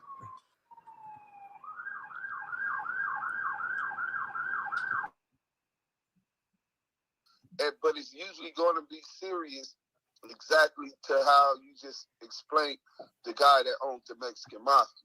The dudes usually aren't doing. Shout out Street TV. If it's a removal or something, it might be a 3-on-1, but if it's usually involves some knives and sticky. They play penitentiary up there. This ain't the county jail where you think you're gonna fight 1-on-1 with with 6 dudes. With the dude 4 extra say he fought 25 phase and no. You'd be lucky if your own homie give you a fight. They're more than likely gonna put that knife in. You know what I'm saying? Okay, so you basically said the 5th, the 6th, and the 7th floor sounds like general population. Is there a PC floor in MDC? No, if somebody PC'd it up, which they usually don't even allow, except extraordinary circumstances, they'll be housed in a shoe, right? And because there is no real PC. In the shoe at that time, I was in the shoe. My last time in MDC, I was re-indicted before I went home, and I beat that indictment. But I was housed in a shoe coming from the Special Management Unit in Talladega, Alabama. In the shoe, you have Mexican mafia dudes who they don't allow in general population, and more high-powered dudes that for that reason they can't go. But you have some pieces of shit like, that PC'd up, or maybe even some child molesters. But usually they try to get those dudes and hide them out in the cheese factory like Santa Ana, right? Or they might try to send them out to Kern County Jail, right? Not everybody that goes to Santa Ana or Kern County is, but that's just kind of like what they try to do. House them with places that MDCLA has those kind of housing agreements with, where even San Bernardino County CDC, not California Department of Corrections, that's one of their county jails. I think they got like Glen Helen, but they got CDC. There they hold, like, I think on 2 different tiers, they hold federal inmates because they got an agreement to house them there. But they'll try to hide them out, especially once they see that the gig is up. But I believe Tremaine is going to have problems wherever he goes. He brought them on himself. He disrespected the 8 trays, the 5 tray Avalons, even amongst his own, where he claims he's from Rolling 60s. Him not being from Rolling 60 is going to be a issue. You know what I'm saying? And then him implicating people in crimes, like that's you. If he told on himself, you self-snitching on yourself, that's on you. You dodo, you gotta do your time. But when you get to implicating other people into crimes, and that results in arrests and indictments that assist in procuring arrests and indictments, he's essentially a walking dead man. It's not a matter of if, it's a matter of when he get caught. You know what I'm saying? Okay, so you mentioned that Brick Baby's on 5 South. Do you know where Big U is housed at, and do you know where they're gonna put Tremaine Ashley Williams at? Well, I don't know where they're gonna put Tremaine Ashley Williams, but Big U is on 6 South, right? And I was on 6 South before also. In fact, me and Pop LQ from out of the Rolling 60s with Sally's on 6 South. That's where we met when he had caught his indictment. But yeah, Big U's on 6 South. I don't know where they're going to put Tremaine, but hey, good luck to him.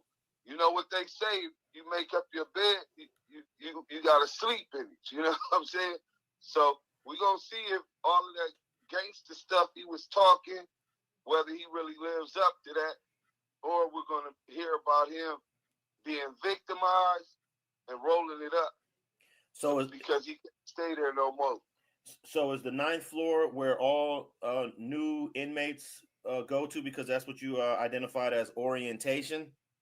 Yeah, well, when I was there, that's where they kept all the people from orientation, but they did have like strange dudes from out of state who I later found out were snitches on their cases. It was some dudes from Chicago.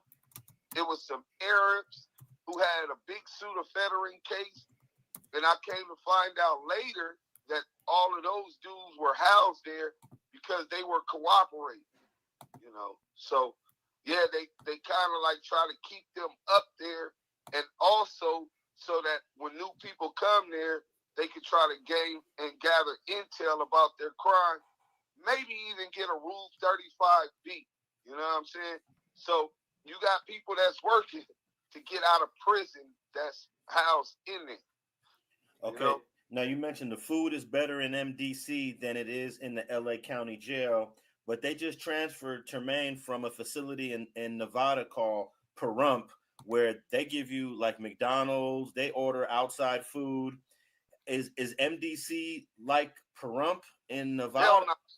But I went to Pahrump for about 3 days after I got re-indicted, and they brought me from Alabama. It's like a hub, right? And that's U.S. Marshals custody. You're not in the custody of the Federal Bureau of Prisons at that facility. So that's why it's a little bit more lenient. That's why they got like PlayStations and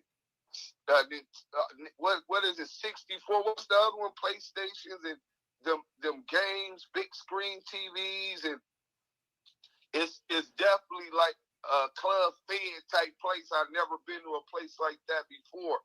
So it's kind of like in the middle. MDCLA would be like in the middle from Pahrump and the LA County Jail. It would be like the medium in between, right? But he ain't gonna be able to order pizza at McDonald's. Nah, no. He'll be able to go to commissary, get his Federal Bureau of Prison approved commissary list, just like everyone else. He'll get the meals that everybody else gets. All of that is out. MDCLA, he's definitely gonna realize that he's up against the United States of America's government and all of the federal resources that entails. Shit just got real. Okay. Is there any what's the phone privileges like at MDC? Because I guess at Pahrump you can FaceTime, you can get the phone all day, all night. How does that change in MDC with the phones? Oh, well, throughout the Federal Bureau of Prisons, period, you only get 300 minutes a month, 15-minute calls, but you don't have to use the whole 15 minute. You can, ration your minutes to make them last out, but you have to sign up on the list. You get 300 minutes a month, except November and December. I guess the Bureau of Prison encourages better family ties with an extra 100 minutes during the holiday seasons, right? November and December. You have to sign up on the list to get on the phones. Yeah.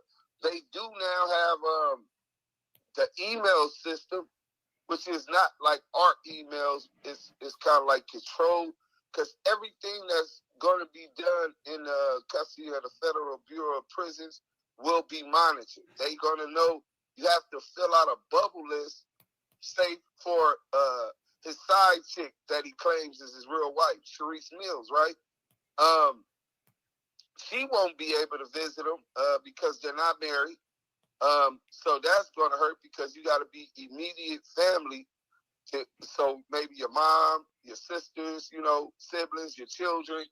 But a girlfriend, you might could get her approved, but it's harder at MDC to get her approved.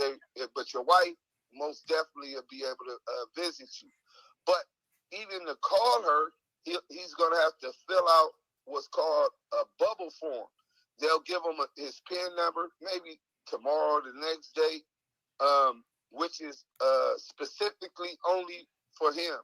It's connected to his federal number, right?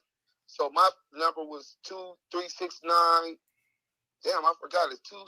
2369112. He have his federal number, and then his PIN to his phone he will keep throughout his duration and his prison sentence. If he allows anyone to use his phone, or he's caught using a three-way call, they will revoke his privileges, right? If he threatens Sharice Mills or Gigi, his real wife, they're going to hear that call and they can take his phone privileges for any amount of time. I think it's like 30 to 90 days. And if it's really serious threats, indefinitely. If he tries to put a hit out and get someone harmed, the Federal Bureau of Prison will monitor everything to ensure that no crimes are being committed or facilitated on him, and any information he's putting out over the phone that is incriminating of himself or anyone else is gathered and turned over to federal authorities. Send him a contract to New York. You want swamp women, bro? Not just him, but all inmates. Bro, that shit is swamp water. How do you think the Bureau of Prisons is going to look at him making phone calls? Yeah, I was thinking the same thing. Swamp water. Financial Some benefit, female swamp rule or restriction against that, because he's still innocent until proven guilty. But how does the BOP view that, if you know? Yeah, I wouldn't be sure on that. I know you do have a right to access media outlets, but profiting off of your crime and your victims might be in conflict or a violation of the Son of Sam laws. So, but I'm not 100% sure on that one. So I'm going to punt him and give him, he used his minutes. If she records the call and put it on for monetary gain, sweetie, I don't see too much of a problem with that. But if he's talking about his case, if he's talking about his victims, I'm quite sure that the authorities are going to have a problem with that, because they might believe that he's trying to poison the jury pool. Like, that's a major argument I think Big U might have to look at. Clean that you got to think, before they even arrested Big U, you had these guys, Christopher Lovejoy and Cash Jones, online talking about his DNA was found under a murder victim's nail. This morning, I got a call from one of my homeboys that told me, man, Big U washed up. They found the DNA under his nail. And I had already addressed it when we read the paperwork, and it said that the DNA evidence was inconclusive, which means that they cannot match it, even though they say they could not rule out a match. But that's a major difference. And for them to bring that to social media before he faced an indictment kind of poisons the jury pool. And I believe that might be a problem Loose faces with what he's doing. You know what I'm saying? Now, how long will Williams be on the 9th floor orientation before he is sent to 5th, 6th, or 7th floor? And is there a certain, like, how do they choose whether you're going to 5th, 6th, 7th floor, north or south? It's random, and obviously for security purposes, he might tell them that he wants to have a keep away, or the government, if he's already provided statements, or they're looking to utilize them in the future as a potential witness against others on his indictments, or in other cases, they might give him keep away. Sorry, y'all, I just seen it. Say visiting. He would never be at visiting at the same time Big U is down there visiting. Or if he had a keep away against Brick Baby, he would never be at visiting at the same time. His family would have to wait until the hour visit is up with whoever is down there with the keep away. But as far as how long he'll be in orientation, I'm not even sure they still do that orientation on the 9th floor. You got to think that was like 2002. That February 2002, I was there. But even then, it was as soon as they get a bump. You know, if you have no keepaways or whatever, as soon as they got a cell where it's another black, they'll move you in there. You know what I'm saying? And they don't really go by gangs or none of that. Just another taking a mud bath. Cell open. They'll move you straight down there as soon as it comes into order. You know what I'm saying? So I think I was there That's what they say, y'all. 3 days or 2 days at the most before they found me a bunk, but I had no people. Me and all my co-defendants was solid except for unindicted juvenile co-conspirators. So he wasn't even in MDC with us. So okay. But yeah, man, that he should be on one of those floors. Even if they don't, if they might not even have orientation on 9 no more. So he might go directly to it because I'm not sure Big U went to orientation. And I'm not sure Brick Baby did. It seemed like they landed straight on those floors. So maybe they already had the bunks, or maybe they don't even do the orientation on 9 South anymore.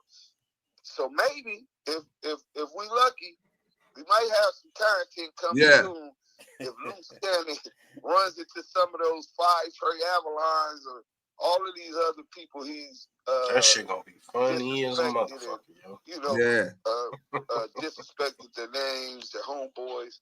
You know, there's accountability for that, and I hope that some of these clout chasing children new interview. Learn. You know what I'm saying? You got to pay the piper at some point, especially when you disrespect people, their families, and their neighborhoods, and you're doing crime. You know what I'm saying? You doing crime, there's a chance you might run into some of these dudes or their friends who's going to take it seriously. You know what I'm saying? So, but like I said, you make up your bed, you sleep in it. Whatever energy you put into this universe, man, that shit is on Discord, y'all. That man. bathwater. So I try to minimize putting out negative energy, and but sometimes, you know, when in Rome, you gotta do as the Romans do, and that's the LA County Jail. And in Tremaine's situation, that might be his reality sooner rather than later. But before they were taken into custody, we saw Brick Baby and Tremaine, aka the fake Loose Cannon, doing content together, and it looked like they were cool, they were friendly, they were cordial. So if Tremaine ends up on 5 South with Brick Baby, it seems as if they're in going the to have same a cell, friendly man. That's what I'm interaction. hearing. That's just the way it looks like. No, I think so too. I had talked to Brick Baby. He FaceTimed me the day before he was arrested. And free Brick, not the trick, man. I have a pretty good relationship with Brick. Yeah, and he was telling me, hey man, send me some questions. I'm gonna interview Loose Cannon. Mind you, this is the same day I dropped the video because Cowboy caught Loose Cannon at the gas station. Right? Yeah. So I'm thinking that he's gonna be doing this interview online, you know what I'm saying, StreamYard or something. But unbeknownst to me, Loose Cannon was on his way to LA when he was caught. So but anyway, so I had sent them those questions, and he was like, yeah, bro, you know, I'm trying to bring this dude back. He don't realize that Wack is lined him up. You know what I'm saying? Your bird Wack is trying to push everything on him and trying to make it seem like it was a rolling 60 versus a gangster situation, excluding himself and any of his crew's participation in his beating, in his robbery, and stripping of these 2 elderly dudes. You know what I'm saying? So Luce tells him, you came up here for content, right? He says back to Luce, whatever, cuz how you want to put it, on gangster. Luce says, this on neighborhood. Okay, in this jungle, Adam. Yo, dudes, he look like Splinter, man. He look like the master automatically Splinter, enemies. Right there, just pause it right there. Now, guess what? It's a live premiere on going on, right? I'm a power root. It's 2 men. So what do? I take a step back. We watching Street TV live right now. This is a live premiere. And one of them swing, my people activated. Then it's really fucked up, right? My people do different shit. They ain't playing with it, right? We ain't looking for no problems. We ain't starting shit, but it's going to get fucked up. So I take 2 steps back. I'm like, well, I said, I don't think you can play safe or try to, cater to these rats. You know what I'm saying? But that was his business. And I'm still thinking that he was doing it over the line. Then I see him on No Jumper that night, right? Right. And then the next day, they were all arrested. Big U turned his stuff in, but the raid were early in the morning, and he was arrested. So yeah, him and Loose Cannon might have already. If that's true, yeah. If that's true, the feds ain't playing by fair. With the issues, obviously, Brick knew was coming. He had got caught with them chopsticks. I think that he really wanted to focus primarily on what he was going to do moving forward, as opposed to get caught up in anybody else's beef or the gang beef. Especially, he felt he was in a winning position at No Jumper with Adam 22. So, you know, and where everybody else was picking sides, oh, you got to pick a side. You either with Big U or you against the rats. I think that Brick Babies was really trying to take a position at this point. Man, I'm a podcaster. Gang shit, I'm finna be going to jail. I need to focus on what I'm doing. I don't want to get caught up. I'm under investigation for other shit. You know what I'm saying?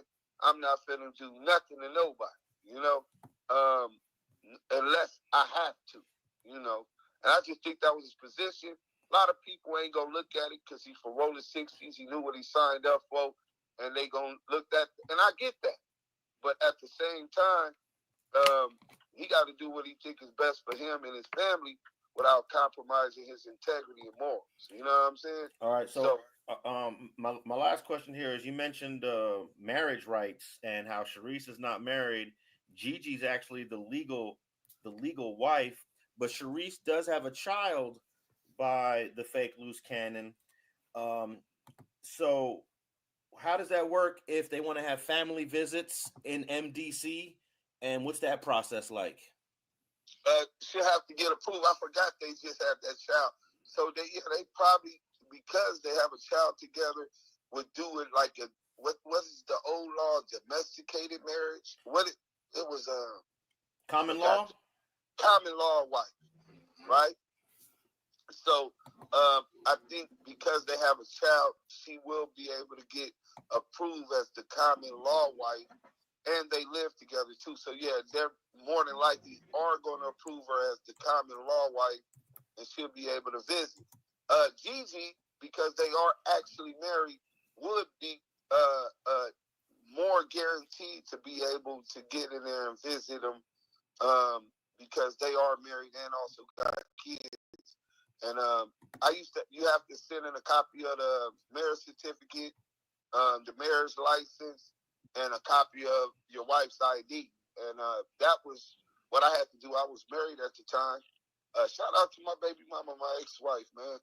But I was married at the time, and you have to submit that as well as a visiting form, which they run through the NCIC check to see if they have any criminal background, any warrants, et cetera, and they're cleared before they even get the opportunity to come visit. You know what I'm saying? So the visits is like once a week across the table. You can hold them. It's not like behind. Yo, Selena is cutthroat. She like, fuck that nigga.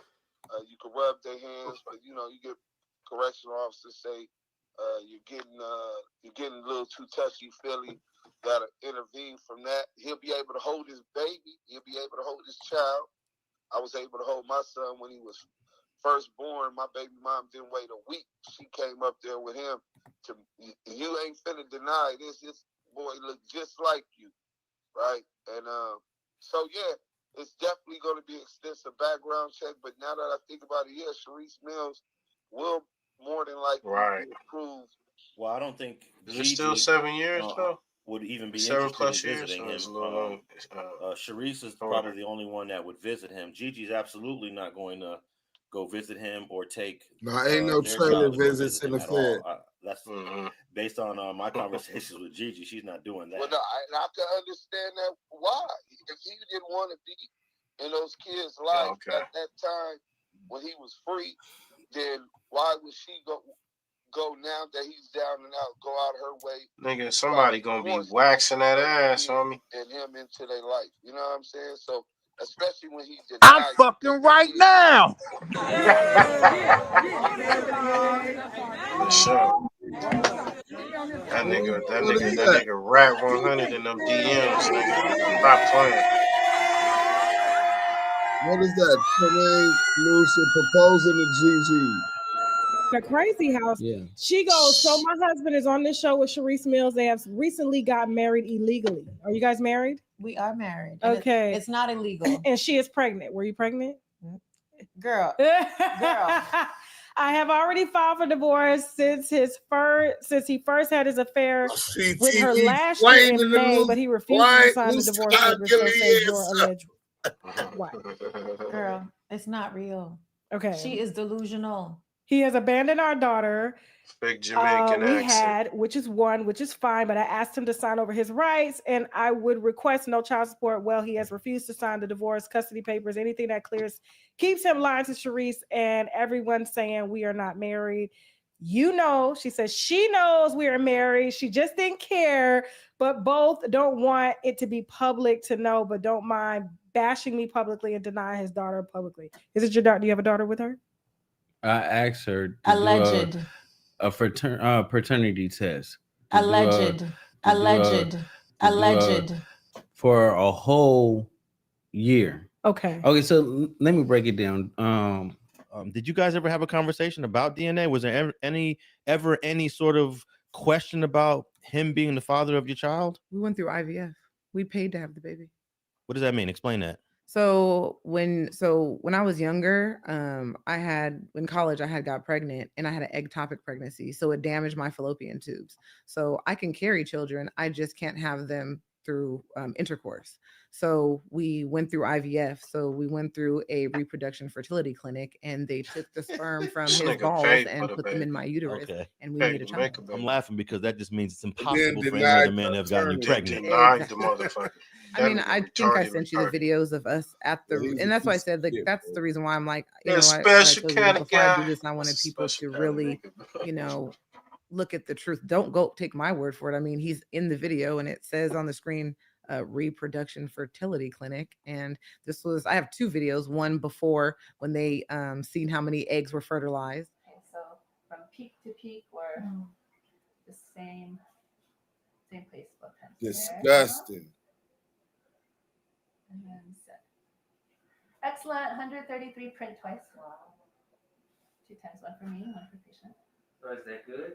Hit that like button. And then the second one, when we first went back after 30 days later and You found hear out him in I the was pregnant. background. Oh my goodness, you got an 18. Oh my God, I have an 18. That's you, baby. Look at this is what mommy's doing. Daddy's doing to have you. Going through a lot. Awesome. Oh my God, I'm so excited. And this is your beautiful doctor who's helping us have you. She's the most amazing doctor ever. And we're all wearing masks. And we're all wearing masks so you can be healthy because it's COVID. Nah, these nuts, that ain't it, bro. That's crazy. Don't do that, these nuts. Gigi is our people. Oh my God. Chlamydia! You know, you're right about the child thing. Even though your child's too young to understand it now, as she gets older and as these videos are going to exist forever. Exactly. And she's going to see them. Exactly. And you have one child with him. I have one child with him. But what's sad is we got on a phone call with Nikki Carnikia. Correct. Who has two biological children. Correct me if I'm wrong. 2 biological children. She pulled up to, she was pregnant when they got married, and he adopted that child. So I hold met on. her. Let's do this real quick. Let's pause this. Just so y'all know, they're not talking about Sharice Mills. They're talking about Gigi. Gigi, a friend of the family. She just explained what that was, and she was just in here. So we don't want Gigi thinking that we're inconsiderate to her feelings. What she's going through and been through enough with this weirdo. You know what I'm saying? So yeah. Yeah, right. Okay, he said he was talking about Sharice. All right, these nuts, just making sure. Let's go. It was like, you know, having fun moments, right? Mm-hmm. Then I sent her back to the streets. Once I sent her back to the streets, she came back pregnant. When she came back pregnant, she was like, "Oh, I'm 3 months pregnant." The math wasn't adding up, and I'm like, "Bitch, you was big as fuck to be only 6 months." I started finding out she was at the crazy house and all this stuff. And I gave her a life that she wanted.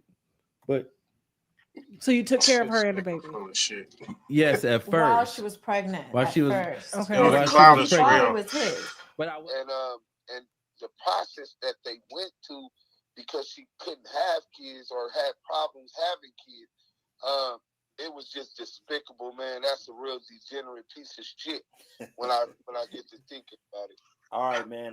Hey, I appreciate your insight on the federal system. Let the people know where they can tap in with you and when you do your show. Oh yeah, well, you can tap in at Active Chucks on YouTube. That's the Damu Kiwe Conversations podcast. We also be on Clubhouse, Instagram at Active Chucks. The Damu Kiwe Conversations on Clubhouse, man. Tap in, show some love. The hottest content on the planet. We in the mix. Salute. Hey, that's it with the Street TV premiere. As y'all can see, we grinding. You know what I'm saying? We networking. We getting booked. We got the Al Prophet thing this week. So we'll be hitting all of these platforms. If you got a YouTube channel, you trying to interview, activechucks@gmail.com. And we definitely can link up and work something out as long as we can promote what we got going on. And Yael got the single out, and we don't got no problem on that. Hey, oh, wait, listen, bro. Look, Gigi just texted me, bro. She said, wow, this hurts for my child. So basically, she was listening. Gigi, look, if you listening, you see D's and us said, my bad, Gigi. I was talking about the girl who left the ring in that bathtub. Team Gigi, not Team P. Okay. You know what I'm saying? But I want to say I like swamp dookie dirty water, and I'ma drink it. Hey, but then I think that this can show, like, people ask me, like, what made me speak out and what made me, you know what I'm saying? And I think, like, at any mother, you know what I'm saying, who, like, it's not like our daughter was an oops or an accident. Like, we planned her, like, we paid for her, we went through IVF. So to sell your soul, to sell out your child for fame and clout and stuff like that, like, anybody who put that nigga on a platform to sell out his own child just is disgusting. Well, I said despicable in that interview, just thinking about the fact that first and foremost, me and my baby mom could be at, well, we ain't never at it. She one of the greatest moms. I did all that jail time, and she raised that boy practically by herself. She had help from my family, but I'm talking about without me there. So, but if the situation was where we didn't see eye to eye, you don't make the kids pay for that. You don't deny. Exactly. Right. You know, that's some trifling, traumatic shit that it could always live with that child growing up, specifically on how they feel about themselves. Exactly. Like, it's okay, drag me or whatever you can say. We're not married. I don't care about that. But when you sit there and then you allow others to chime in, you know what I'm saying, on your own child, barely born at the time, is just you selling your soul. Like, that's another type of evil. Like, it's sad. It's sad. Oh yeah. Oh, my boy D's Nuts said to tell you that was him. That wasn't us. That was on him. He wasn't paying attention. Tell her don't be mad at us. It was his fault. He thought they was talking about. I'm not mad at anybody who has their own opinions. I don't give a fuck about, like I said, at the end of the day, my whole being hurt, like I said, it's for my child. It's not, and people are like, oh, you bitter, that nigga. How would you feel if my daughter one day is going to see this, to know that a man who brought you into this world is literally dragging your name for clout? Imagine how she's gonna grow up and feel. Just think about if it was your daughter. Yeah. No, that's a fact. And then for Sharice as a woman, and now as a mother, to sit there and do that to a child, like you knew, like you can play the role and all that stuff, like, but you knew. Right. It's disgusting. Yeah, it's definitely the type disgusting. of people they are, and that's the reason why I'm so upset. Like you said, it has to do with the child. To do that if you think a nigga gonna do that to his own child, what do you think he'll do to anybody else? Right. Right.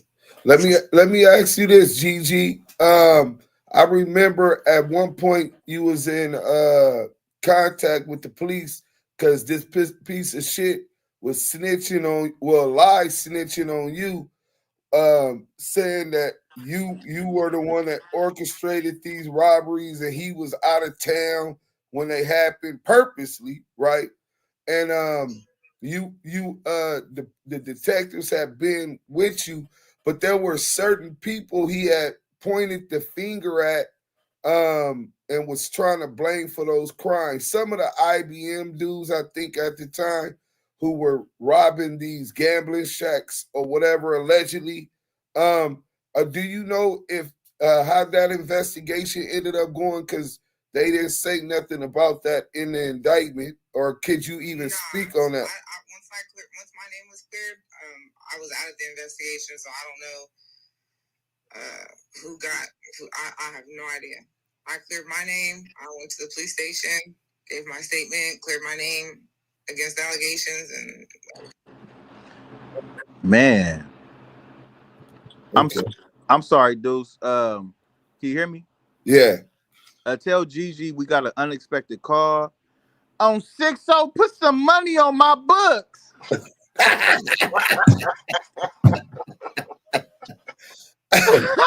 I'm gonna hang him up. I'm sorry, Gigi.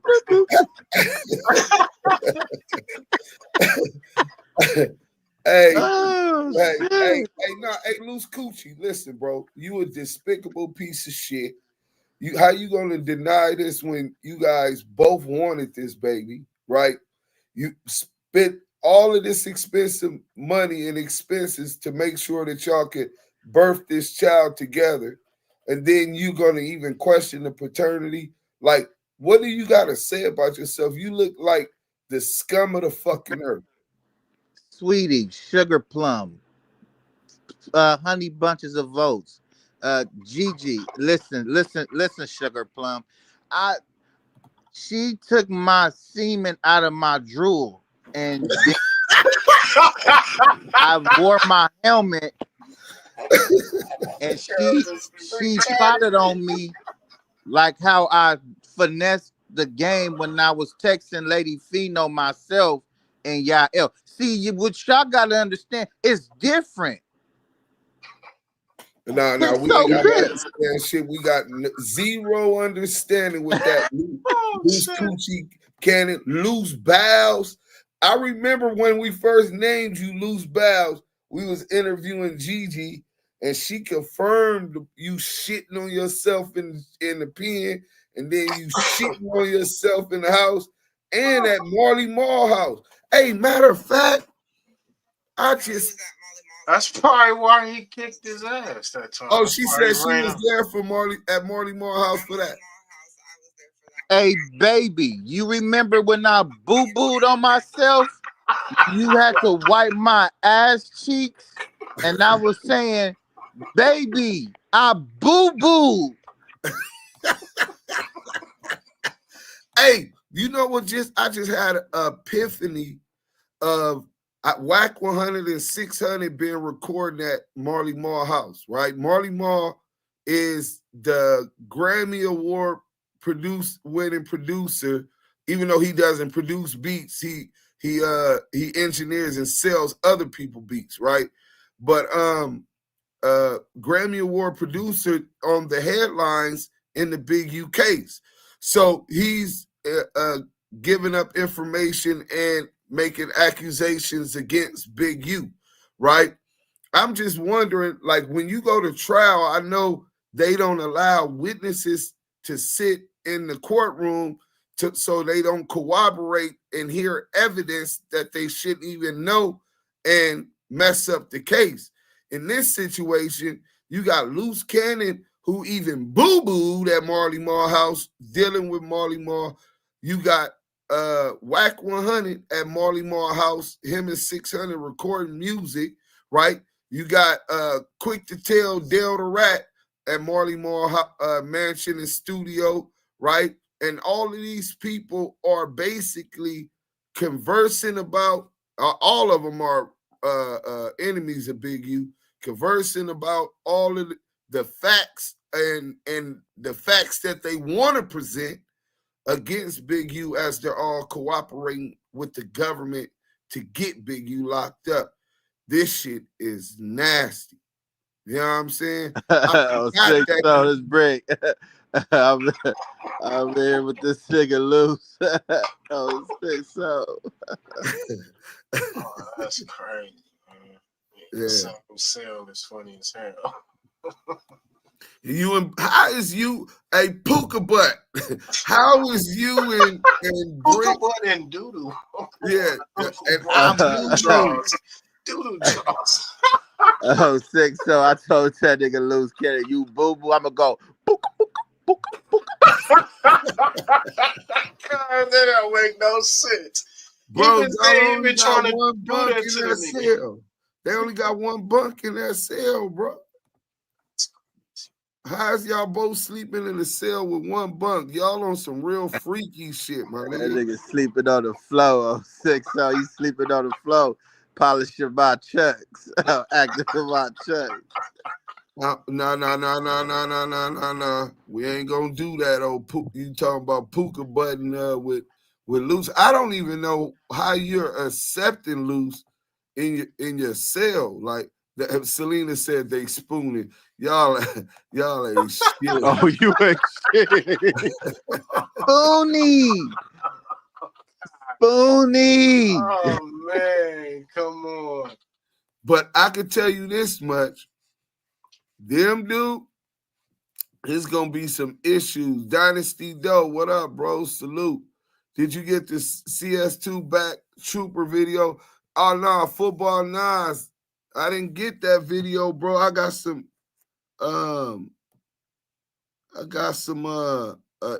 email that said that they destroyed because of the time. It's been 20 years. So because of the time they destroyed the evidence from the trooper video, man. I thought we was gonna get it, but we're not gonna get Trooper Darren Chase and CS2 back. We do got something I want to show y'all real quick. You know what I'm saying? Back to the other topic, and we can get back to what you call it also. But I know we've been bouncing around, man. But it's a whole lot of stuff. We got the content. Hey, shout out to my boy Scandalous Los Angeles TV. Let's get into this. You know what I'm saying? Hit that like button, man. Share. Let's run this up. What's up? We live for all the out there. What's up? Y'all want to be famous? Here you go. Welcome back to Scandalous Los Angeles TV, where we expose the exposers. We got the content again, y'all. CS2 back, aka Porky, the pit poodle Pyru, has stepped in a pile of his own shit again. He's got some real explaining to do this time. Somebody call Big Chuck from Death of the Clout Chasers and let him know that the guy who trademarked his company has been Rainbow Rattin' since 2005. You guys are about to hear a recorded phone call with Deuce M's and a courthouse clerk from the same Texas courthouse that Porky was in, after he was caught crossing state lines with a trunk full of guns. Listen to what she has to say about this case. After this, I want to hear the excuses that all the Rainbow Rats come up with. First, this is Debbie. Greetings. I'm doing research for a documentary. I'm with Val TV Network out of Las Vegas, Nevada. I was looking for public records on the case, and I'm having a hard time getting the records on this case. Is there any way you could assist me? Well, what kind of case is it? And I'll tell you. It was a gun case, 2005, for Cash McElroy Jones.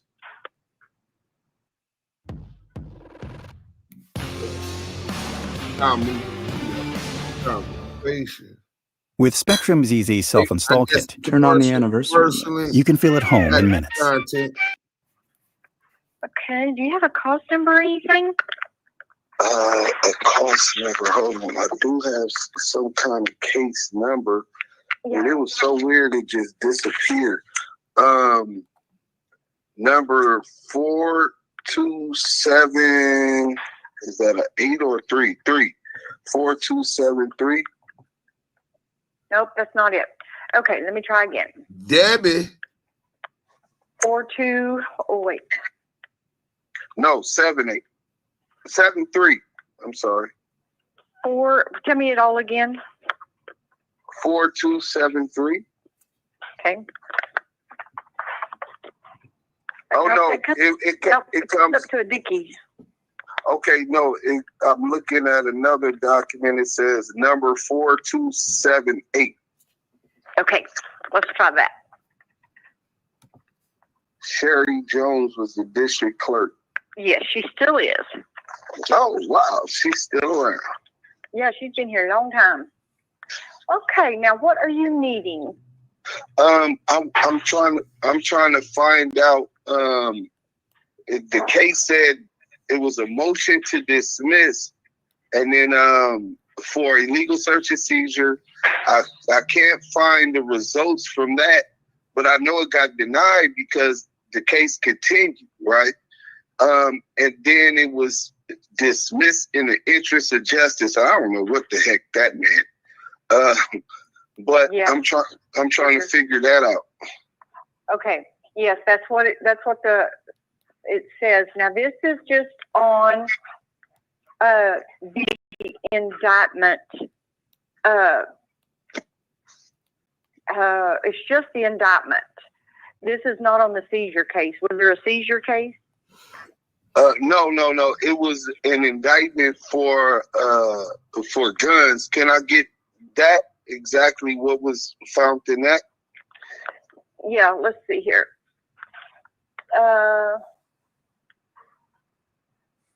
Unlawful possession of a firearm by a felony is the charge, but it was dismissed. Okay, and when it was dismissed, does it say how many firearms it was? Let me just see. Let's look at the. Because the documentary I'm doing is about gun traffickers that seem to not be held accountable by the court of law. So let's see here. The indictment says Cash McElroy Jones did in there having been convicted of a felony of assault with a firearm on the 12th of May, 1994, in the cause number of the Supreme Court of Los Angeles County. In the case in the docket, it said California versus Cash. So, but this one is unlawful possession of a firearm. I guess he was convicted out of the state of California. Yes, I found that one. I think he was a juvenile for that one. Then he gets caught in Wheeler, Texas, with guns. I don't know how many. I'm trying to see how many were charged in the indictment. And was this indictment a federal indictment or just a Texas state? The state of Texas. Okay. And it doesn't say how many. It just says that unlawful possession of a firearm. So it doesn't tell me how many. Let me see. And I don't know if they did. That's back in 2006. I was trying to see if there was. A gentle formula, a happy tummy. A happy tummy is a happy family. Learn more. Nope, there's nothing in here to tell me. Like the PCI, the whatever you call it, the pre-sentencing investigation. Sometimes they're filed. And I thought there might be one in here, but there's not, and it would tell me everything. But let's see. There's really nothing else in here that's of any. Even in 2005, 2006, that was standard procedure for them to file a pre-sentence investigator report? I They had them, but sometimes they didn't give them to us. Right. But there's nothing really. All it is a bunch of just regular documents that's filed and some subpoenas, and then they got the motion in order to dismiss, which was denied. No, he was dismissed. Okay. And, you're talking about in 2011 or 2010, right? Yes, 2011. Yes. Right. And is there any way that I could get Right, Immaculate. Her cakes got moist. What's your email? I'm gonna ask that nigga do Active Chucks, that's ACTIVECHUCKSS, and then @gmail.com. Okay. All right. What was your name again? Debbie. I'm gonna send Debbie. Thank you for your professionalism. I really appreciate it. You're sure welcome. I'll get this to you. Yeah, it makes a lot of sense now when we get to the interest of justice. Because I'm like, how did this just end? Right? Well, I'm just going to keep my mouth shut. That's the sure bar of the year. So I'm going to take your advice. Thank you. Well, do you need the indictment or just the motion? The indictment, the motion to dismiss, and if you have the motion to dismiss for illegal search and seizure, because I think that one was denied and it was later dismissed in the interest of justice. Okay, let me look through here. Hang on. All I'm seeing, but let me save this right quick. Hang on. Okay. It might be.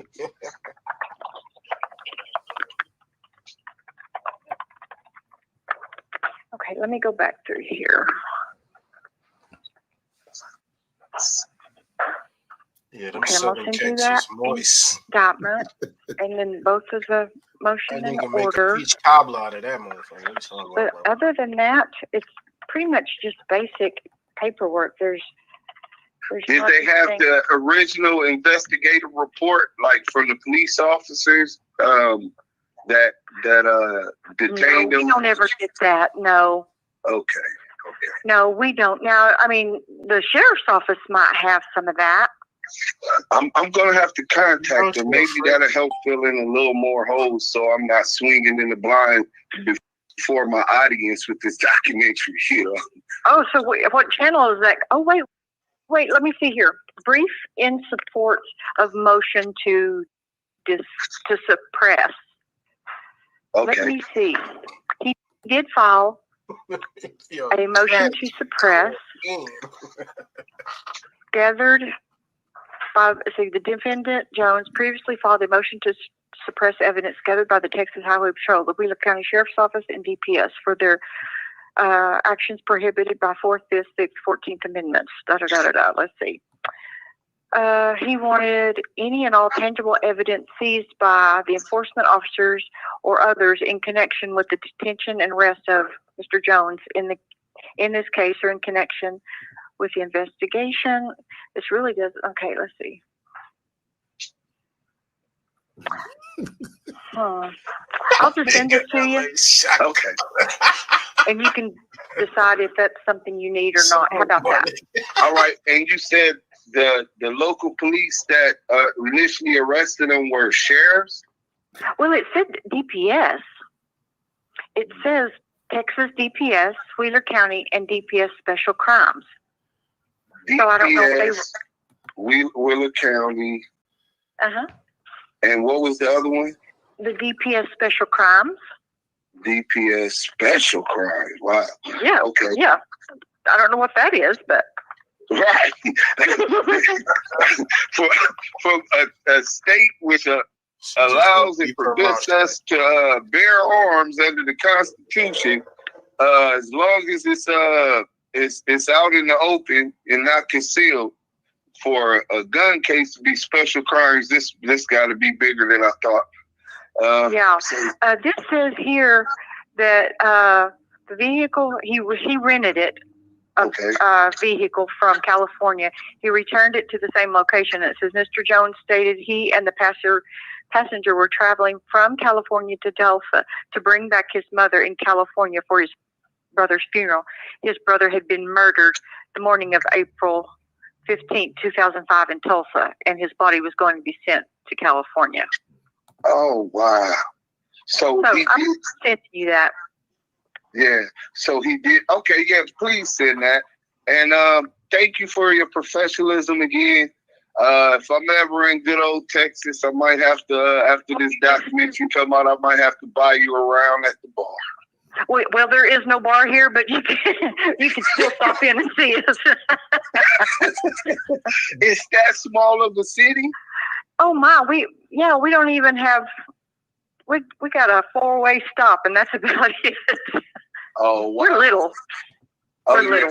Well, that's good for privacy. That's good for people who have old-fashioned values, want to raise their children. Yeah. Yeah, that's Debbie. Yeah. So, all right. Well, thank you again.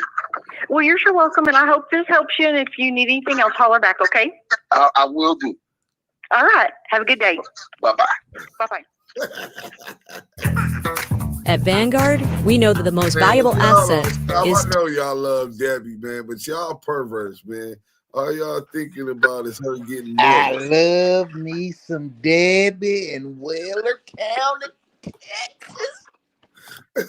She just gonna keep her mouth shut. Come on, man. She just gonna keep her mouth shut. I said, well, I guess I'm sure he didn't do that. You know what I'm saying? She said we could go around. I heard her. Man, shut up, Selena. I'm gonna call y'all back. Ain't no bar, Deuce. Give her some milk. Hey man, listen, Selena and y'all is out of here. Kimberly Colbert, sundown. It is a sundown town. You're right about that. Debbie M's, LA shot caller, is a cold troll. Now y'all got this nigga started. You know what I'm saying? Here go Fresh. Now Fresh. He now Fresh on me. Debbie started to grow on me, and I don't even know what she looked like. We got a picture of old Debbie. She said, "Call me." Oh, Steffi Weffy, don't do that. Don't do that. You know what I'm saying? Like Lil Kim. You know Debbie gonna keep her mouth shut. So yeah, like Lil Kim and Too Short. Call me.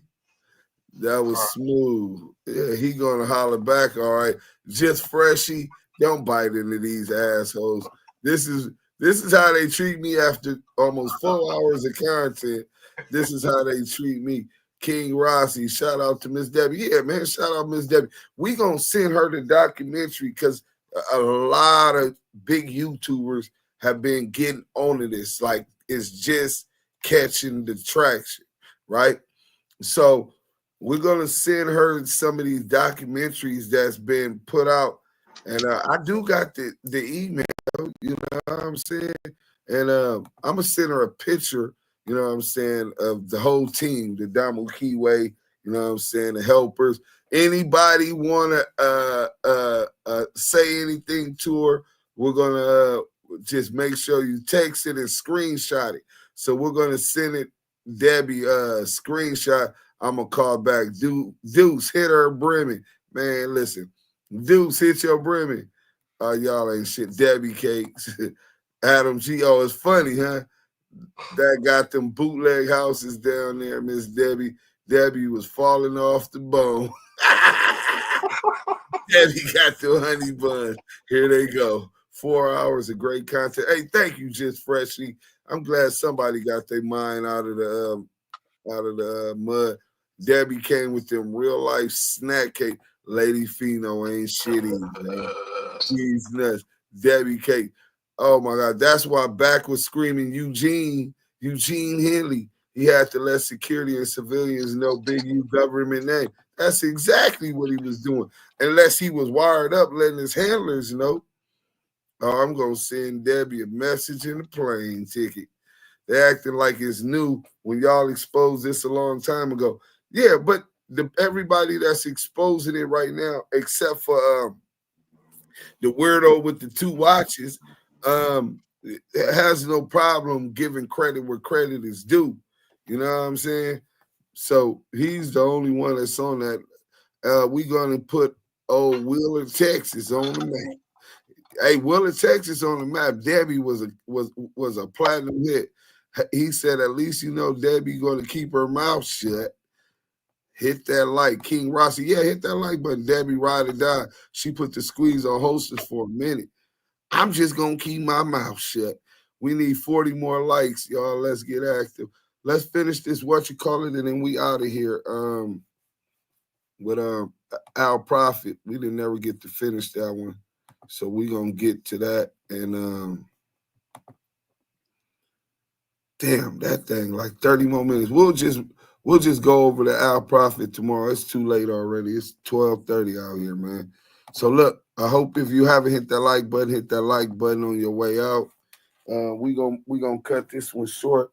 Salute to everybody who came through and support. Tap in tomorrow. We gonna have the content. Hold on.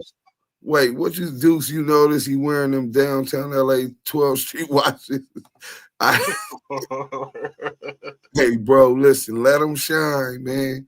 You know what I'm saying? Whatever floats his boat. You know what I'm saying? That's the least of his worries and degenerate behavior. You talking about having a great piss on your platform, multiple rats, on top of that, a pedo. Nasty work. The pedo pimp. You know what I'm saying? It's nasty work. Let's go, man. Tap in tomorrow. Okay, you got a running back piece, just me. We out of here, though. Hey, yeah, tell them where they was at, bro. And tell them whatever you want to tell. Hey man, listen, y'all sitting in one of the hottest lives on YouTube and one of the dopest rooms on Clubhouse. Again, salute to all the mods that's on their job. And if you in the chat, you already know that's where it's at.